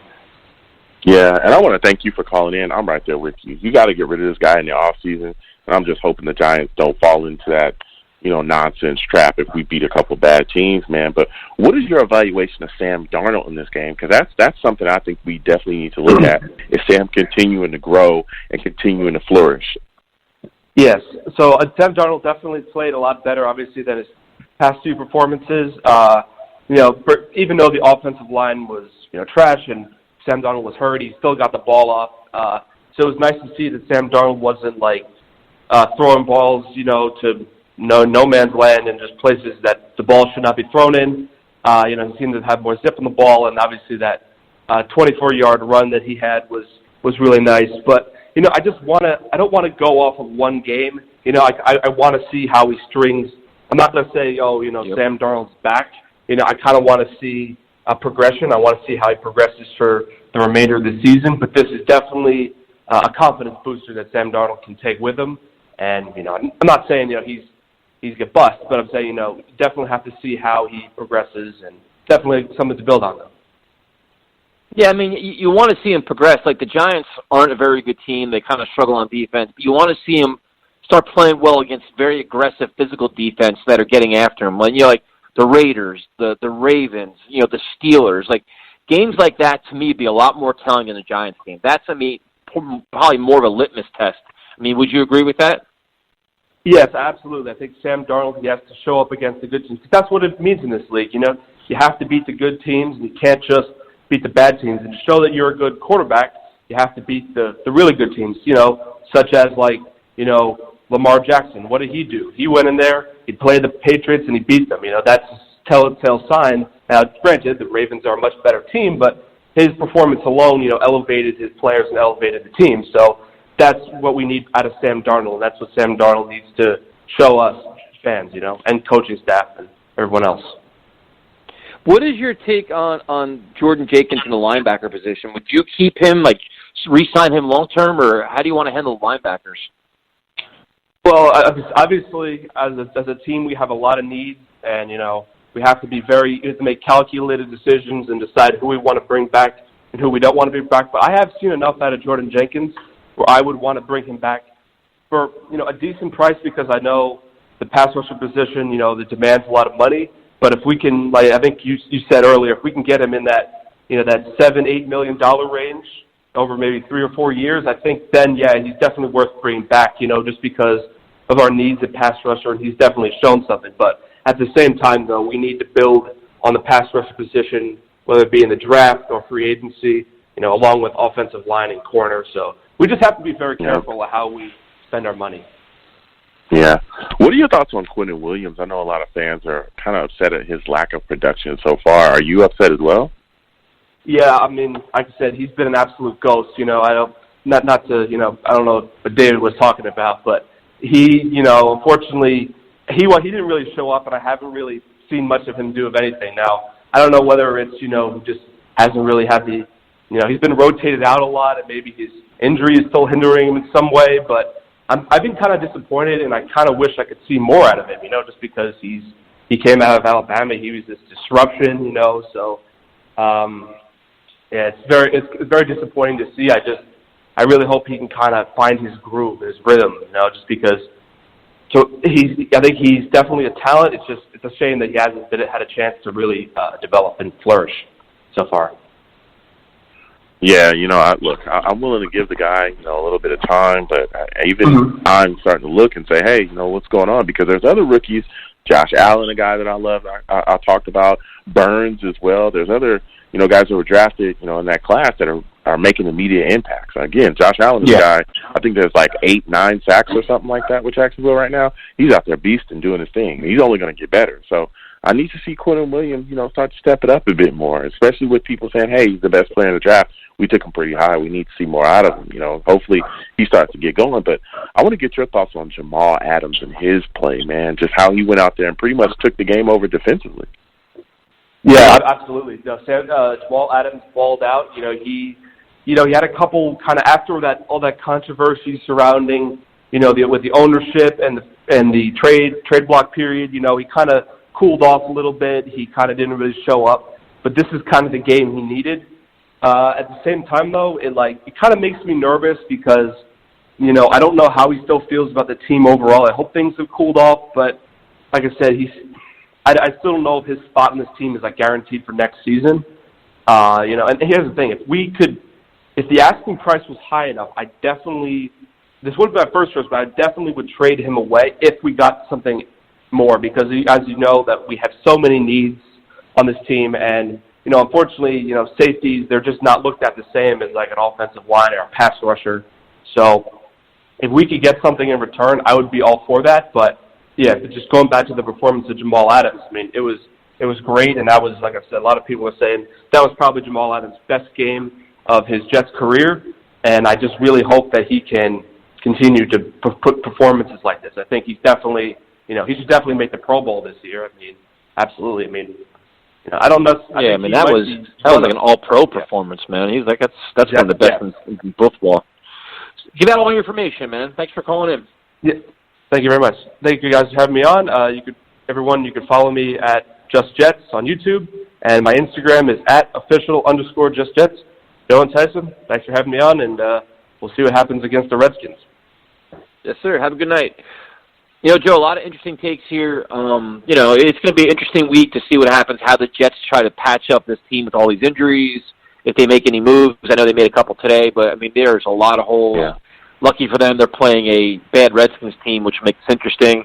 And it'll be interesting to see how the media treats this team, too. It seems like they've all pulled back now. It's kind of like it's just so strange how, like, going into the Giant game, there was, like, a fury about fire everybody and this and that, and now it's like, it's so quiet where it's talking about, like, just, it's just the Jets are in the community. It's like everybody's just completely backed off. Yeah, and I want to thank the last caller for calling in. He brought some great takes. Look, we'll see what they do. Like you said, they definitely made some moves today, and they're trying to shore up some stuff. It's definitely hurting at that linebacker position, still trying to figure things out at corner. But, even though some of the beat writers may have backed off, I know that there's fans that are still screaming. And, I mean, there's lots of them. We see them in the comments. We see them on our social media. They're still screaming. This team is, not where it's supposed to be. And they're screaming, fire Gase left and right. So we'll see what happens going into this game. Well, of course, we're going to cover it on Friday. But, the Redskins may not be the best team. But, again, we went into a Dolphins game where we looked at that team and said, this team sucks. We should, beat them. They shouldn't even be really competing with us. And we saw the outcome of that one. Yeah, no, we'll break it all down on Friday. I have some blistering hot takes on the Redskins. They're worsely run. They're worse than we are. They're terrible. But a couple other things. They're Stan Snyder's a clown, man. He blew that thing completely up. He just didn't know what the hell he's doing. Yeah. As always, he wants to win, though. That's the one thing you can't say about Dan. He wants to win. He's a better owner than the Giants. He wants to, or better owner than what we have here with the Jets. He wants to win. But he doesn't get it. I mean, he's been hit with that ruler multiple times. He won't learn from his past mistakes. But you can tell that he wants to win, and he'll try his best. But he just always makes a bonehead decision. As always, we're on Instagram and Twitter at Talk Jets Radio, YouTube, Let's Talk Jets Radio, and we're over, obviously, Spreaker, iTunes, SoundCloud, Apple Podcasts, Podbean, all those ones. And if there's ones that you want us on that we're not on, just tell us, and we'll get us added. We've been added pretty much everywhere at this point. Check us out there. Subscribe. Leave us feedback. We'll interact. We'll go back. Yep. And if you insult us, we insult you back. We're equal opportunity insulters. We have no problem giving some heat back. No problem at all. Wow. So, wow. we got to make sure that Primetime talks to you about that, because that's crazy. I ain't even seen the college. I'm unfiltered. YouTube is free. YouTube is a free channel for me. Just anything goes over there. Just everything's good, huh? Just take it all off. Flies. Just You show it all. You want to bring the heat? I got a fire extinguisher. I come right back. I don't care. It's down, man. Wide open over there, huh? You just doing whatever. You guys gave me no filter, nothing. That's it. Wow. We had no rules over there. You guys give me rules here. I try to follow them over there. It's free. It's my happy place. Oh, that's your safe space over there, huh? I can just say what I want. I can grind you how I want to grind you up, and just wow. Primetime needs to talk to you about that. You know what I'm saying? If he talks to you about anything, he needs to talk to you about that. 'Cause, what you're doing over there is crazy. We got to look into you over there now. You know what I'm saying? We got to start doing some investigations on you again, because this is getting crazy. Yeah, there's bad things going on over there. So, Joe, it is your time to shine. Yes, listen, I am the man of the people. I'm here for the people. Let me shamelessly promote our Facebook page. Everyone go on Facebook, search Let's Talk Jets Radio. Like that page. Our content's up there. Go ahead and give it a listen. Message us. We'll message you right back. We love going back and forth with folks about this football team. Also, leave some feedback. We love hearing about what you folks think we do here on Let's Talk Jets Radio. So again, I am on Twitter at YoungJ000. That's 3 zeros. Go ahead and follow me. I'll follow you right back. You want to troll me? No issues. I'm the troll that lives under the bridge. I will troll you right back. No problems at all. I also have my Darnold jersey on, hoping that he just continues to show that he is the goods and continues to flourish this season, because that's what we need. And again, I'll go back and forth with you as well. I'm also on YouTube. YoungJ00 on YouTube. That's 2 zeros on YouTube, 3 on Twitter. Do videos about the Jets. I continue to talk about them. I also talk about other teams as well. I do a weekly pick 'em. So go ahead and subscribe to my content on there as well. You want to troll me on there as well? No problem. I'll troll you right back. No issues at all. And when you folks see me in person, okay, it is arms out, chest open, free. Come on, man. Come on, man. Where's the rules over here, man? Take that to YouTube, man. Come on, man. Oh, don't give me sound over there. If you give me audio over there, look out, dude. I'll be out of control. Oh man, we gonna stop that. That just can't happen. We gotta put some laws in place over there. I see. That was just uncharted territory. I think that's what happened. It was uncharted territory. Nobody was claiming any kind of, any kind of eminent domain there. We've got to go over there and set some laws in place. You're just going over there. It's out of control. Okay, you're just crazy. We've got to put a stop to that. Okay, look, when you see me in person, it is arms out, chest open, free hugs for everyone. Do not listen to Roush. Okay, he's a hater. He's hated on multiple people throughout this show. We got to start investigating him and his YouTube nonsense as well, because that's got to stop. Look. So, again, when you see me in person, it's arms out, chest up, a free hug for everyone. We want to thank every one of you folks for listening. Without you people, we're absolutely nothing. Thank you for taking the time out of your day to listen and call into the show. And, again, everyone, get involved. The fight against hunger. CFBNJ.org, Community Food Bank of New Jersey. Get involved any way you can. Get over there. Donate your time. Donate your money if you can, please. Get involved with the fight against hunger. There's a lot of people out there looking for their next meal. Please help them in the holidays. Yeah, especially if you're in the New Jersey area, a lot of the ShopRites and all these food stores, when you check out for your food, they have the donation links right there. I mean, it's super easy. Throw $1, $5. To donate is very, very easy. They're very accessible. So please do that, and we will talk to everybody Friday night about another marquee matchup. Jets-Redskins. Doesn't get anything. I mean, you can't get better than that on a Friday night. So we'll talk to you guys then.